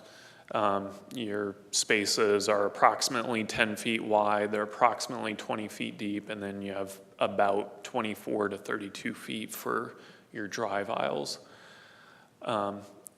With the City of Peoria landscape ordinance and kind of intertwined with our parking, we require landscape islands every 8 parking spaces. So that's what you see here, is that 1,900 square feet for 8 parking spaces. So that kind of gave us a starting point to evaluate where is it that it'll have the least impact. What's what's that size or area or intensity that we can evaluate as having minimal or no impact on the overall site. So just to give you some context here, we have 1,900 square feet, which would be those 8 parking spaces, 3,800, which would be approximately a double row of parking, and then approximately 10,000 square feet if you're incorporating, as you can see here, 2 drive aisles and the parking that would be flanking those drive aisles. Again, operating under the assumption of those 8 parking spaces together. So we tried to use that to formulate what's the appropriate ratio if we're going to do this to have minimal or no impact on the overall site itself. So we took a couple of commercial centers and looked at what their size was and how those potential square footages that I just referenced would impact those sites and what would it look like if those spaces were occupied. So we have 75th and Bell, 75th and Cactus, and 84th and Peoria, an 11-acre site, a 7, and 2.4. We'll get back to those numbers in just a minute because those are kind of important for what we're trying to evaluate. And I think these kind of identify more or less typical centers that you see within the city. So here you have the 75th Avenue and Bell site. This is the 11-acre site. So what does 1,900 square feet look like in a center of that size? Makes almost no impact. You don't see anything. You're not going to be obstructing parking, drive aisles. There's room to accommodate it. So what does 3,800 square feet look like? Again, you're not having a huge impact on the site. You're kind of still in an area where you're not impacting drive aisles, parking, access to the site. And then we have 10,000 square feet. With a site this size, you're still really limited on your impact to the overall center. As you can see in subsequent ones, that sizing has a large impact on those smaller sites. So here we have the 7-acre site at 75th Avenue and Cactus. Here's what 1,900 square feet, 3,800, and then ultimately 10,000. So as you can see, that's a decent size of the parking lot to occupy, but again, it provides for sufficient movement around the area as well as parking, and being that it would be limited on the number of days and hours of operation, further serves to limit any impact on the surrounding businesses and community. Here you have the, I believe it was 2.4 acre site at 84th and Peoria. 1,900 square feet. It takes up a lot of the area that you can see the cars located in. When we progress here to 3,800, again, that's getting a decent size of the parking area. And then ultimately 10,000, you're probably looking at a fifth to a quarter of the parking area just occupied by what would be a 10,000 square foot temporary use. So on the smaller site, it probably has that larger impact. One of the ratios that staff was evaluating was how would a 4,000 square foot or less, essentially the 3,800 square foot marker, we wanted to round up, and it gives some room for imprecision, if you will. How would that impact a site that is, say, 1 to 5 acres? As you can see, we'll go back to 3,800 square feet. That still has a sizable impact on the site, but it allows for sufficient parking. It allows for the drive aisles and fire lanes without real obstruction to the business. However, once you get to this 10,000 square feet, you're at a point where you're really impacting the businesses and activity within that center by taking up those drive aisles and occupying the necessary parking. So one of those ratios as a reference was 1 to 5 acres, perhaps allowing for 4,000 square foot event size, and 5+ acres allowing for 10,000 square foot event size as an exemption.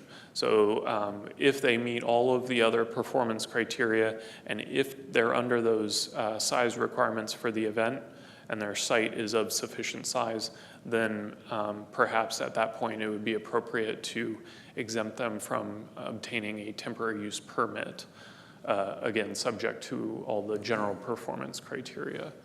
But that's one of the items that we want to bring before you and kind of get your feedback on as to what are your thoughts, how does this visual impact how you feel the sites would function? And we'll have here, again, the Can we just interrupt references. for one moment there, Cody? Commissioner Condi. Okay, can we go back to that other slide? Okay, the 10,000 is all contiguous, but if you took that 10,000 and you had it instead going along the road, you could do that, couldn't you? It doesn't have to be in a rectangle, it could be all along, take all of these parking areas for somebody who wanted booths or something like that. Is that correct? Then it would have not anywhere near as much impact as having 10,000. I'm thinking of, it depends. This one doesn't, it's the businesses that it impacts, getting to their stores and that. So if it could be designed something, if you go back to the very first of this where you had the 3,800 or 1,900, okay, so you could take that, you could get 1, 2, almost all of the, 3 of those along one side, and it would have almost no impact. So sometimes it's not the square footage, but it's how it's laid out that has the impact. And Certainly. where. Commissioner Condi, certainly, layout does matter, but like in this case, if you were to put 10,000 square feet of temporary use space, as you've described, you still have a significant impact on the parking for the center, which could create a strain on maybe adjacent centers and that sort of thing. So while the layout does matter maybe for circulation, internal circulation, we're still looking at that impact on parking for the rest of the users. Thank you.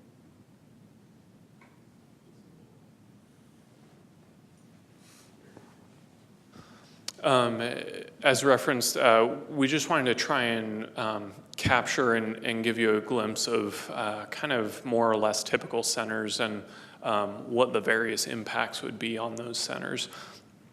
And one of those criteria that we're evaluating is the square footage in comparison to the size of the overall site. So we are looking for information or feedback on what your thoughts are, how you feel it would appropriately impact the site, and if those exemptions perhaps make sense or would need modification. I like what you're proposing, and I'm taking that this is your recommendation, or am I misunderstanding? Chairman, Commissioner Nelson, at this time we're really formulating it, but yes, this is something that we feel would have a beneficial impact on the process itself, as well as how we activate spaces within Peoria and really provide placemaking opportunities. So again, the 5 acres being kind of the dividing line. Over 5 acres, you can have up to 10,000. 5 acres or less is 4,000? So we did it in our perspective from 1 to 5 acres, allowing 4,000 square feet. The reason we started it at 1 acre is once you're below 1 acre, it's really functionally difficult to not obstruct drive aisles, to not impact fire lanes, access, queuing. So we wanted to perhaps start that exemption at 1 acre so that we can ensure that any exemption that we're providing does still create allowances to meet all of the general performance criteria. So who typically seeks these? Are these tent rental companies? If people who put on events, are they typically the ones who come to the city and request a permit, or is it the property owner? I'm sorry. Help me understand that, I'm sorry. That's what Chairman, Commissioner Nelson, it's really a variety of folks. We get everyone from property owners to the actual event companies that are putting it on. When it's event companies or hired consultants, is typically for larger operations. In those cases, more than likely, it's going to require a temporary use permit as long as we're inside the confines of kind of our thoughts here. When they go to an event of a certain size, it begins to require elements for staffing needs, for equipment, for generators that establishments generally don't have on site and need to hire out for those specialized services. So if we sought any feedback from those companies, because obviously there are certain size tents that they rent, and I imagine they need to be able to fit it into a 4,000 square feet, a certain size tent. I mean, have we got any feedback, or do we plan to see what they think of this? Chairman, Commissioner Nelson, we kind of formulated this based on our review of temporary use permits, and we tried to evaluate kind of our frequent flyers, if you will, and how those are organized on a site, what space they take up, what impacts are we looking at that we would be able to just provide general performance standards for in order to address any concerns that we might have without making them essentially have to go through a more rigid and formal process and pay a fee for something that could just be stipulated to. And when they come to you to get a permit, do they have to show the layout of the event, where the booths are, the tents, the generators? I mean, is it that level of detail? Chairman, Commissioner Nelson, that's correct. Traffic flow as well, and emergency access, that kind of thing as well? That's correct. That's really one of the biggest things is identifying queuing space, identifying specifically emergency access. And even with these exemptions, should an event have a tent or something that they're kind of enclosing, they would still need a permit from the fire department, which would review it for life safety concerns regarding emergency egress, ability to service any fire or life safety impacts at the site. And have we looked at, I'm sorry, last question. Have we looked at surrounding municipalities? How do we, are they doing something similar to this? Are we kind of standing out from the crowd and being a little more restrictive or less restrictive? Chairman, Commissioner Nelson, it's kind of all over the board, to be honest with you. Some cities, as I referenced, just are very formal with their regulation of events. Some cities have exemptions, not necessarily in line with what we're referencing here, but certain performance criteria standards that as long as you follow this criteria, it would be exempt from a temporary use permit. Thank you very much. You done? Excellent, excellent. Commissioner Condi. When I look at these, is the 11 acres or the 7 acres or the 2.4, is that including all the buildings, or is that just the parking area? Chairman, Commissioner Condi, that is for the overall site, so that is everything encompassed within the property lines.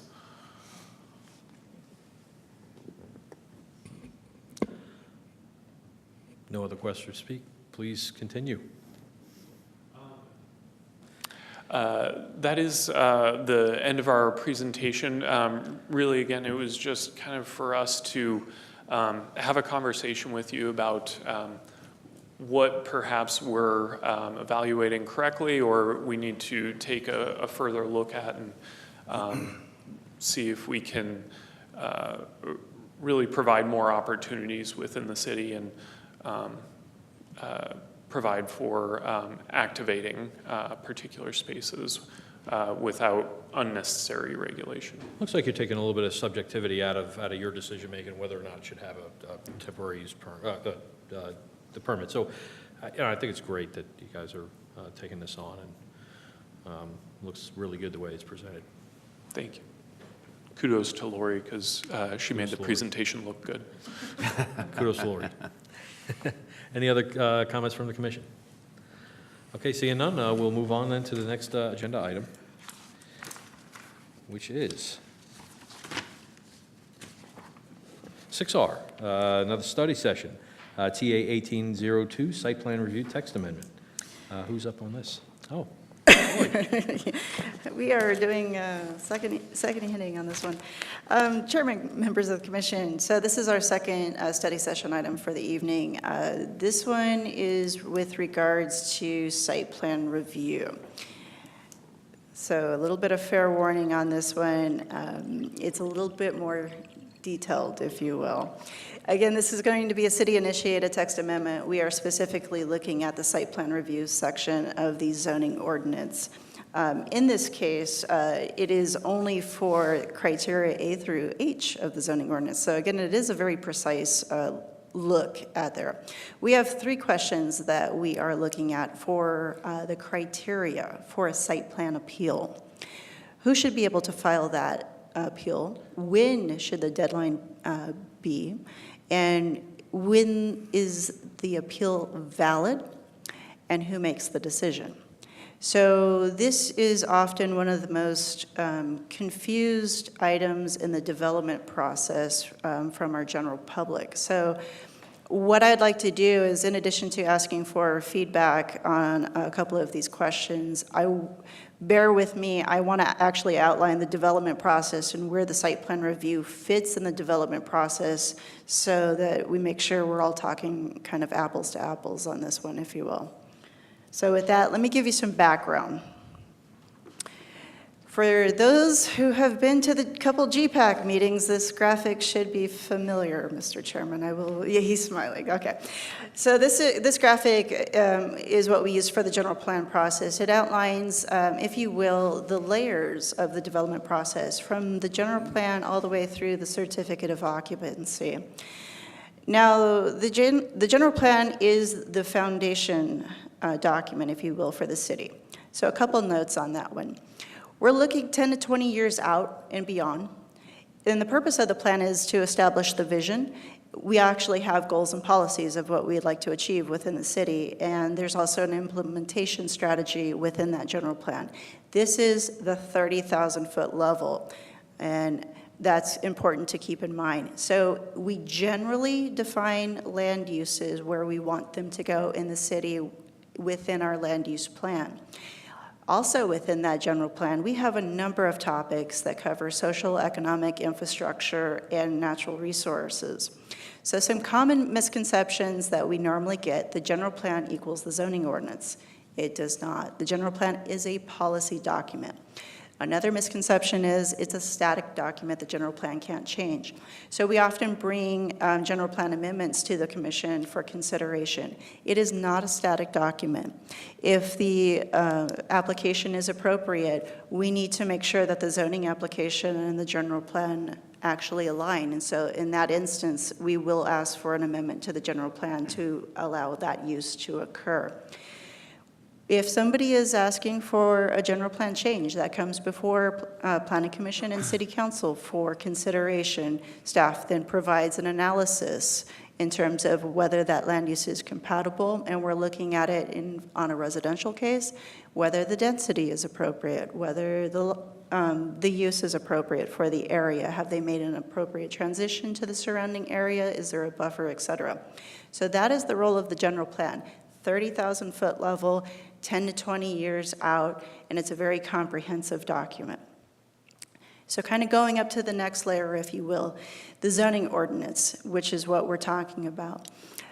Those regulations are adopted by City Council. Now, this is where it kind of gets into the next layer of the onion, if you will. It kind of classifies those land uses and it regulates those land uses. So in the zoning ordinance, you have a very specific set of individual zoning districts. For example, R18, C2, PAD. Those individuals, districts will have very set requirements within there for building height, setbacks, et cetera. It also has a range of uses. So when we bring forward a zoning application, all of the uses, if we say we're zoning something to C2, all of the uses we need to consider are appropriate in that C2 district at that location. So we look at it from land use types in that. We're not looking at specific land use businesses. We're looking at land use types. So why do we do that? We're implementing the general plan, first and foremost. So we're trying to implement the vision of the city through the zoning ordinance. We're wanting to maintain a high quality of life, and we're trying to balance the regulations in the zoning ordinance between cost of development and design innovation. So we're striking a balance with what criteria we have. We also use the zoning ordinance to conserve and protect the city's natural resource. For example, the Desert Lands Conservation Ordinance. It has specific criteria when you are in a sensitive environment or undulating territory, what you have to do to protect at that location. So we're going further up on this one. Oops. So as I mentioned, the types of standards there. I'll give you a quick look. So again, on this one, changes come before commission and council if a change to a zoning classification or a zoning designation is occurring. So there is a public forum on this one. Oops, 2, 3, okay. Site plan. What is the focus of a site plan review? It is solely to ensure compliance with the zoning ordinance regulations. Sometimes we will have a design review application with it. However, a site plan review is not the same as a design review. And take a look at the third bullet point, if you will. For a site plan, you're looking at the layout of the project, the location, the orientation of the buildings, the pedestrian vehicular connections, circulations, landscape buffers, tree count, parking calculations. You are down into the weeds, if you will. This is a very technical review on this one. A design review application strictly looks at the elevation and the facade of the buildings, the color, the materials palette, whether its massing is correct. So they are two completely separate applications, but they are often submitted at the same time. This is an administrative review. The zoning ordinance allows this review to be conducted by staff. It goes through multiple departments for review. For instance, planning, engineering, traffic, fire, police, et cetera, will all review the application, provide comments to us. We have a very specific set of criteria in the zoning ordinance that we have to follow when we are either reviewing and or approving or denying a site plan review. There is a public outreach process, and I will show that to you in a slide a little bit in terms of how the site plan review process works. Now, if we do hear from citizens, we have the ability to take some of those concerns and apply them or try to mitigate them if they are appropriate and if we are allowed to do so. I have that kind of caveat in there because if it is a specific land use, such as grocery store A is coming in, I don't like grocery store A, I want grocery store B, I don't like it, and they want to oppose it. Staff cannot consider that in the review of the analysis. We are solely looking at, is a grocery store allowed at this site? Yes, it's allowed because of the zoning district that it's in. Does it meet the setbacks? Does it meet? So we cannot consider the use at that point in time. All right? Laurie, can I interrupt real quick? Sure. Just a clarification on the public outreach process. What we're really talking about is a public notification process, right? There are not neighborhood meetings or anything like that done, right? Chairman, Commissioner Nelson, that is a great observation, and it is accurate on that one. It is a notification process that we have received the application, and we also send out a notice of decision once we've issued a decision on the site plan. And I'll show that to you in a moment when we get into the process. Thank you for clarifying. Okay. Let's just kind of take visual pictures. I'm going to pick on Cody, since you've seen this one not that long ago. This is the Marriott case. From the general plan standpoint, this is the sports complex urban design. This is an entertainment area, so the list of uses within the general plan focused on entertainment. Residential, high-density residential could have been appropriate. Commercial could have been appropriate. Retail could have been appropriate. So that's the level of detail of what you see. We're doing an analysis as to whether that made an appropriate transition with the area and if that's what the vision of the city wanted. So when Marriott came in, we looked at the general plan and did the 30,000 look at it. On the zoning standpoint, you saw this land use, you saw the zoning map as well. This is when we looked at the PAD. Now we said, okay, PAD has customized standards. What is appropriate for building height? What is appropriate for the building setbacks? What is appropriate for parking space calculations, et cetera? So we kind of defined those standards and the allowed land uses within the PAD zoning district. So that's where we kind of set the parameter in the framework. We still have not defined what's on the site yet. We are still looking at the outside box, if you will. So, site plan review. Now we are down into how many parking spaces did it have, what's the layout, what's the circulation, et cetera. So you can kind of see from a visual standpoint what staff looks at various stages of the process and how we do our analysis. Okay, so let's actually talk about the site plan review process. Application comes in, that's step one. We have the notice of application, as we talked about, that goes out to citizens and the HOAs within the notification radius required by the zoning ordinance. During that same time, we go through a review cycle. Again, this is administrative or staff review only. We typically have 1 to 2 submittals, if you will, where we issue comments. They need to address them. They come back and resubmit plans to address those comments. So we typically have 1 to 2 submittals and resubmittals, if you will. So during this time, it's kind of the review cycle.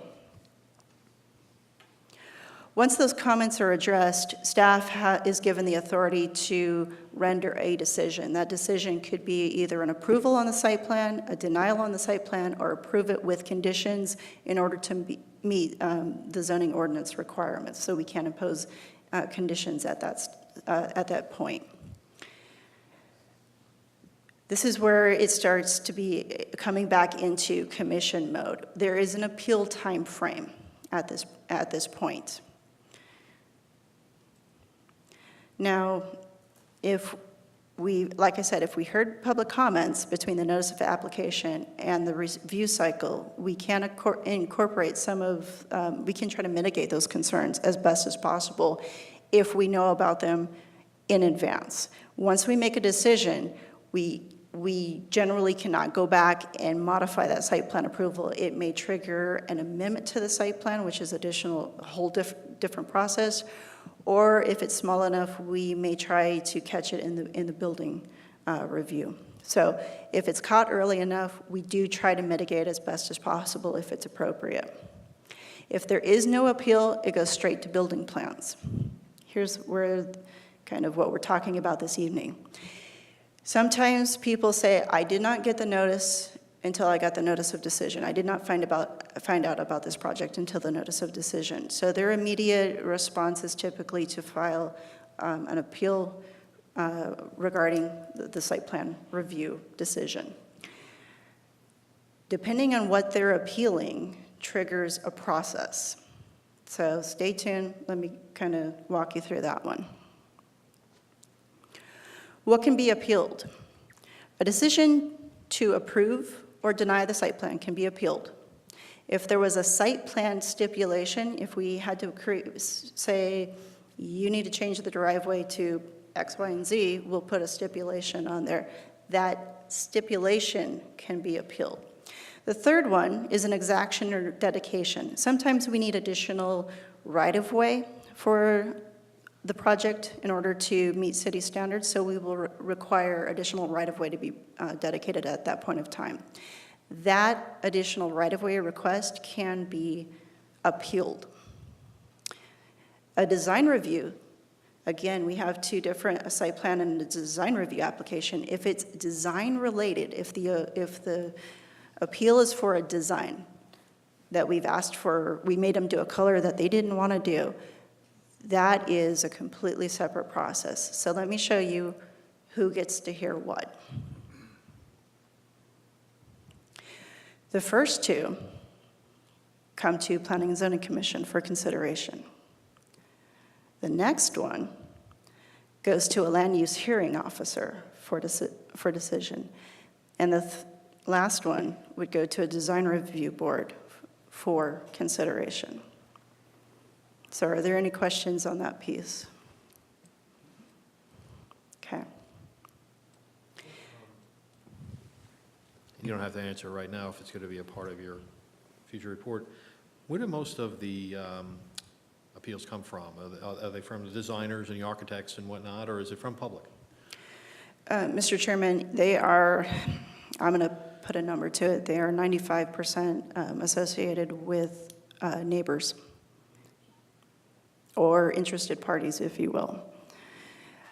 So the focus on the text amendment is kind of getting into the nuts and bolts as to what the Planning Commission reviews and what your role is at that point in time. So kind of building upon the previous slides, if the appellant decides to challenge whether we've approved or denied a site plan, and we've had a couple of those, they file an appeal. What should be a valid appeal are the examples in the middle. For example, this is a technical review.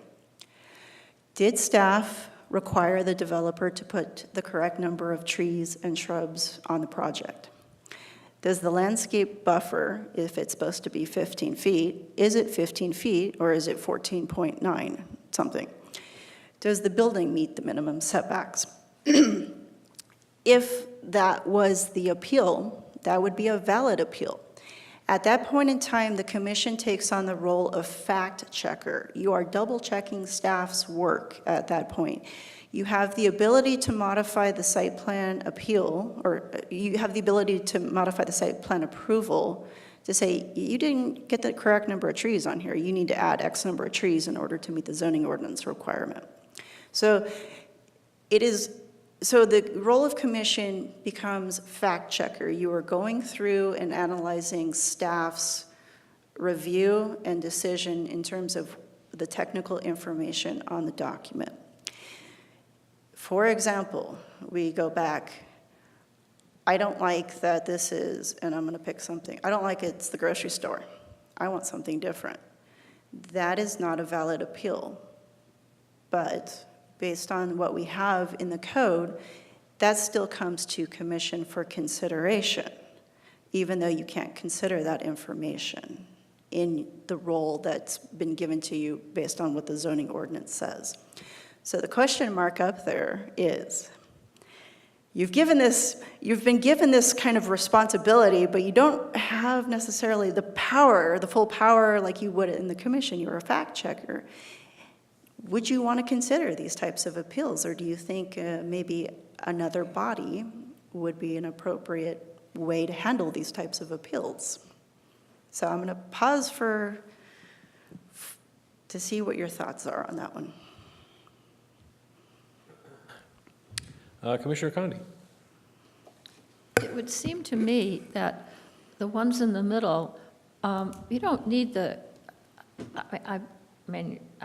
I guess I could go out and count the number of trees and shrubs, but it seems to me that must be, that's a staff thing. And landscape buffer, 14.5 to 15 feet. I would think that would be up to the staff. It wouldn't have to come to, why would it come to planning and zoning when those things are easy to determine whether they meet the standards or not? I guess I'm confused. Yeah, Mr. Chairman, members of the commission. So part of the reason why we want to reassess the site plan criteria, as Lori mentioned, it's a very objective review. We've got objective standards. Either you meet the code or you don't meet the code. And often what happens is when we get an appeal, and as Lori suggested, in almost all cases, they're really not valid appeals. It's really, I don't like the use, when that's really a zoning question, it's not appropriate at this level. And when that type of appeal comes to the commission, it really puts you in a bad spot. You don't, that's not something you can really consider. So what we're suggesting is, when we look at this is, and cutting to the end point is, what types of appeals are appropriate, and should site plans even come to the commission? Should we relegate it to a land use hearing officer or some other forum? Maybe the commission doesn't want to see, site plan appeals, particularly for some of those types of things. Well, considering one of our previous things, I'd like to see the site plan for my own benefit. But, I'm thinking, well, I really don't want mesquite, I really want Palo Verde trees. Well, that's, but the same number, I could see those coming in, or other things. And I would say what a waste of the P&Z time, but what also a waste for the person who's developing it to wait 2 or 4 weeks, and by that time, another tree could be planted, or, it's just... Mr. Chairman, members of the commission, I should also mention another purpose of looking at this process too is, who can appeal a site plan is so broad right now. So we might have a site plan, let's pick a location. Maybe it's in a deep part of the southern part of the city. We've sent out postcards. Maybe somebody up in Vistancia wants to appeal it for whatever reason, wants to appeal the site plan. What that does is delay the project, but it brings it to the site, it brings it to the planning commission. So we might want to look at, is there an appropriate radius, an impact area? Maybe it's a notification area for those that can appeal a site plan, and then we have better criteria to determine what is a valid appeal and what is not. Because really it should be an objective review. It's a technical review. And when we open it up for any, right now the way it reads is, somebody can appeal something for any reason. They don't like the land use, but then we get to the commission and we have to make the recommendation. Well, that's really not within the purview of considering an appeal. It's a zoning question. It's not a site plan question. What kind of a process are you looking to go through to create an objective list of what can be appealed and what can't? Mr. Chair, members of the commission, we don't have a copy of the draft in front of you, but I think, okay, but I think we're trying to ask essentially 2 questions. What is the scope of who can appeal a project, and or do we want to consider another route to consider site plan appeals? So I think Lori has some more information. I do, yeah. Okay. So if I could. So who should be able to file appeal? Right now, anyone. Anyone outside the city, anyone in a different state, pretty much anyone.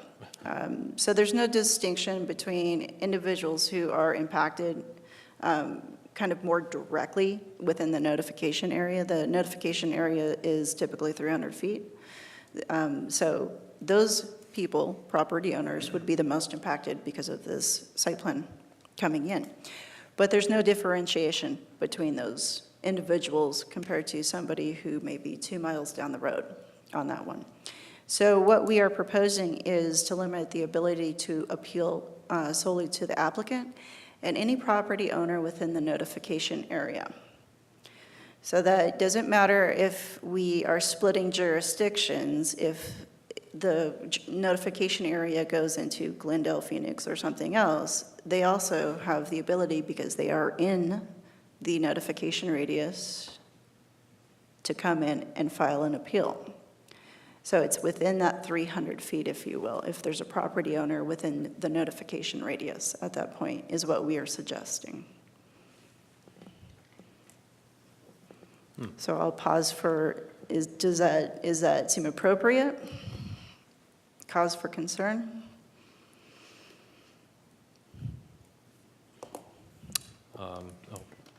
Commissioner Conti?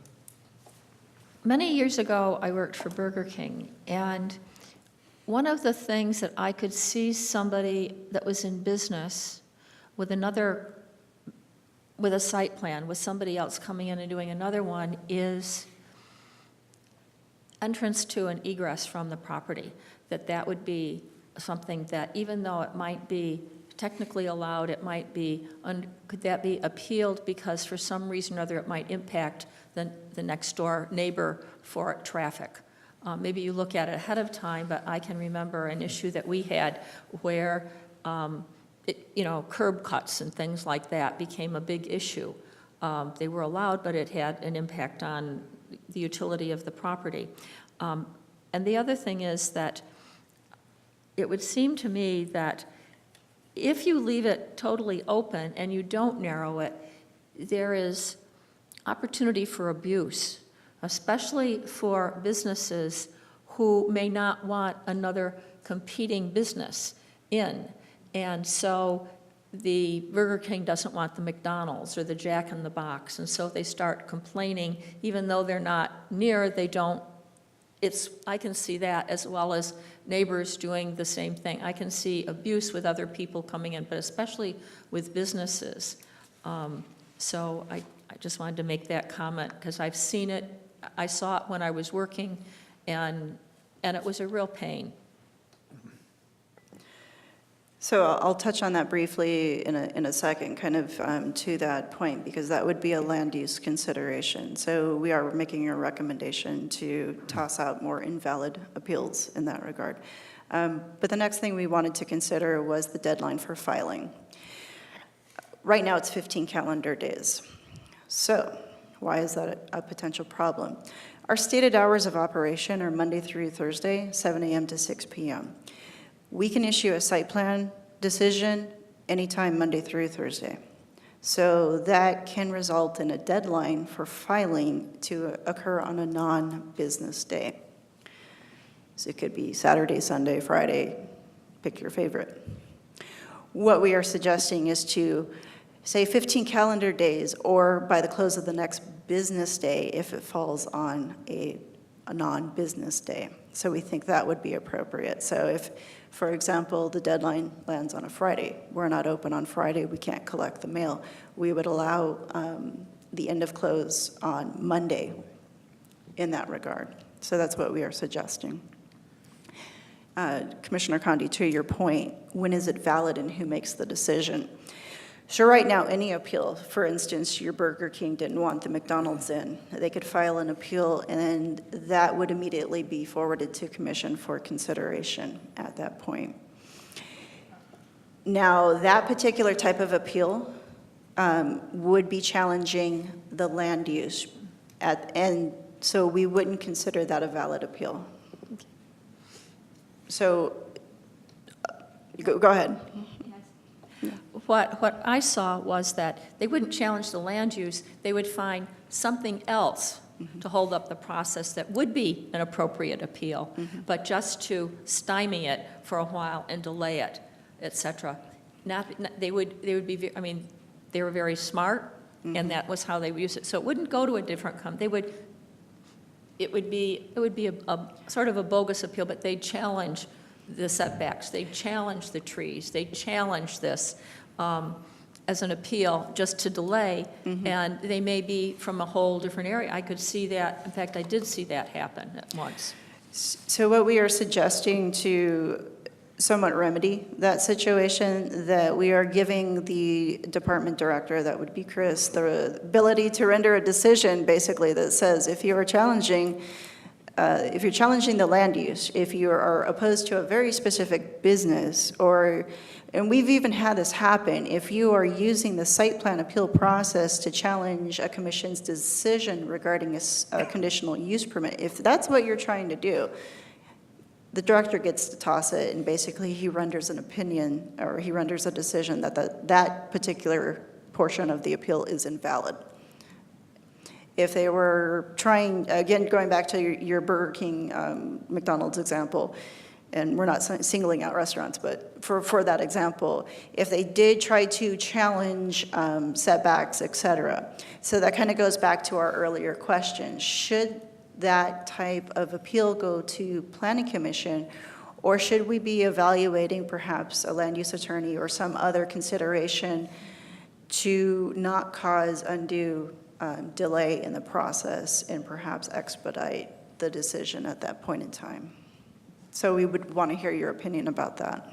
I can see that that's a pretty cut and dry. You look at who is the one that is filing the appeal, and is there an ulterior motive, and then cut to the chase without it coming to the planning and zoning, right? Is that what we're looking at? Mr. Chair, member of the commission, yes, we'd be asking them to identify very specifically, what are you appealing? And then that's something that we can, because we have objective standards, we can determine is that appeal valid or not? I mean, if they say the setback's wrong, well, we can confirm whether it's wrong or not according to the code, so.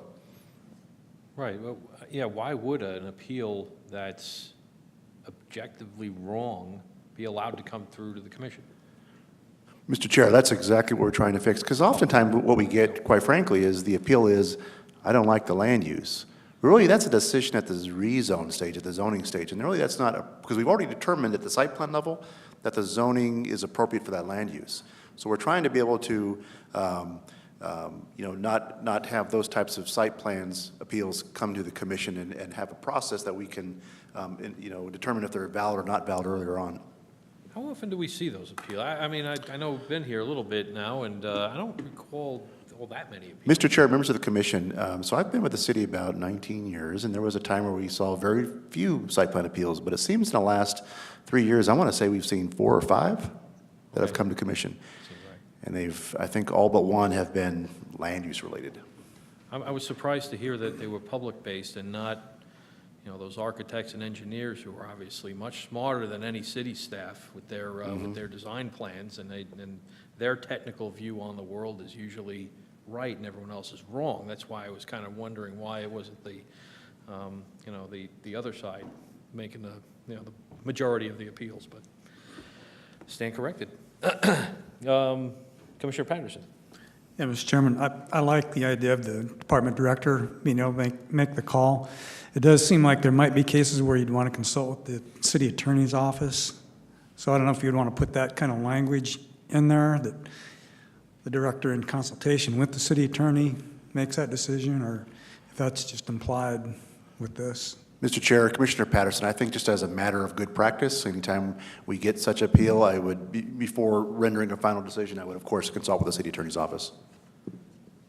I was just referring to this opening statement I make every, even to the empty audience, about, what the appeal decision, appeal process is. And I know this is based on conditional use permits, not necessarily site plans or whatnot. Does that change any other processes that a concerned citizen might want to pursue? Mr. Chairman, not necessarily, because the conditional use permit appeal process, we're not proposing to make any modifications at that time, so it would stay intact. We are solely looking at, do we make adjustments when we have an appeal to a very technical review? Who is the appropriate body? Who should be allowed to file the appeal within what time frame? And, do we have the ability to reject invalid appeals and kind of kick them out of the process? Not to say that the director's decision can't be appealed. That would actually go to a completely different body, because I believe that would be more of a Board of Adjustment decision at that point in time. I didn't clear. Did you have another? Oh, okay. Any other comments from Commission? No, but I like the language as it's proposed here. I think anytime we can be a little more clear with people who are appealing, reduce some ambiguity. Wow, now I'm having a little trouble talking. Maybe it's the hour, but no, I do appreciate the recommendation, and I fully support the way you've worded it here. And Mr. Chairman and members of the commission, just so that I'm clear, should we have valid appeals coming to commission for consideration at that point in time? Would that be acceptable if we've made these changes, or should we look at a different, if it is a valid appeal, should it go to planning commission, or should it go to a different avenue? Would you like us to consider that? I'm sure it would be difficult for us to ascertain technicalities, building codes and actual setback measurements. It would be a recommendation of the staff anyway to us on whether or not the appeal is valid. Just my opinion on that. It was suggested that a hearing officer, right, would be the one that perhaps would look at that? That would be one consideration that we are evaluating. Okay. Again, is there a best practice in this area where, what are other, again, I'm asking, what are surrounding municipalities doing? I imagine they're encountering some of these same challenges. Mr. Chairman, Commissioner Nelson, best practice, we believe, would be something along the lines of the land use hearing officer, because it is a more technical decision at that point in time. So that may be one of the considerations, if that would be agreeable to commission. That's what I personally like. I think if it's fact, then you check it. You don't need to bring it to the commission. I mean, it's a yes, it meets it, or no, it doesn't meet it. And it seems to me that if it would be, you could make that decision, but if you have to bring it to the commission, then you have to prepare all the stuff, we have to look at it. I mean, that's an awful lot of administrative, expense and time when it all boils down to, are there 11 trees or are there 10 trees? Or is it 14 feet or is it 15 feet? If it's fact, it's fact, and if they want something different, then there's another method. They can go for a variance or they can go for other things. But if it's fact, then I would think that would be, I think this is a very good suggestion to cut a lot of red tape. All right, thank you. That concludes my presentation for this evening. Great, thank you. Thanks, Lori. So again, of course, the last two items were for discussion only, and we'll look forward to maybe having a agenda item in the future on these. Mr. Chairman, it kind of segues into the updates from staff. We are looking at both of the text amendments that we've been discussing this evening coming back before you on May 3rd for consideration. So that would be, those two items would be going forward. We also, I think I can continue the discussion on this one. We are also looking at a very strategic third amendment that night as well regarding the definitions portion of the zoning ordinance. It is strictly doing a strike through and a replace to match what Arizona state statute regulations have. So that would be a very strategic and minor amendment. So that's a third one going that evening as well. Wonderful. Okay. Next item up would be called to the public. Seeing no public here. Were there any more updates from staff? Mr. Chair, members of the commission, just one final update. I know it's getting later. One of the projects that the planning department is involved in is called the Old Town Block Strategy, and a component of that is to identify a branding for Old Town and a deployment strategy around the area. We had a public meeting, I think it was in January, and I know a few of the commissioners were able to attend that. And in that meeting, we had our consultant come out and they showed a number of different imagery we had about 60 attendees there, and they provided input on that imagery. I wanted to let the commission know that we're going to be sending out some notification. It would definitely include the planning commission, other boards and commissions we have, and area businesses and residents. But we're going to be having a follow-up meeting with the consultant has identified 6 different branding schemes to look at. And so we'd like to bring that back to the citizens. We're looking at April 25th, I believe. It's a tentative date, but we will be putting a letter out. But I just wanted you all to know kind of ahead of time that that's something that will be coming out. And what we're going to look to do at that meeting is to take those 6 schemes and maybe boil it down to 2 or 3 for consideration. Sounds wonderful.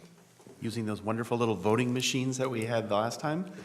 That would probably be the case, yes. Those were actually, And so when we send a notification out, if you could indicate if you have an interest or you expect to attend, and that way we can kind of manage how many of each commission are going to be there so we don't violate any open meeting laws again. So that's all I have.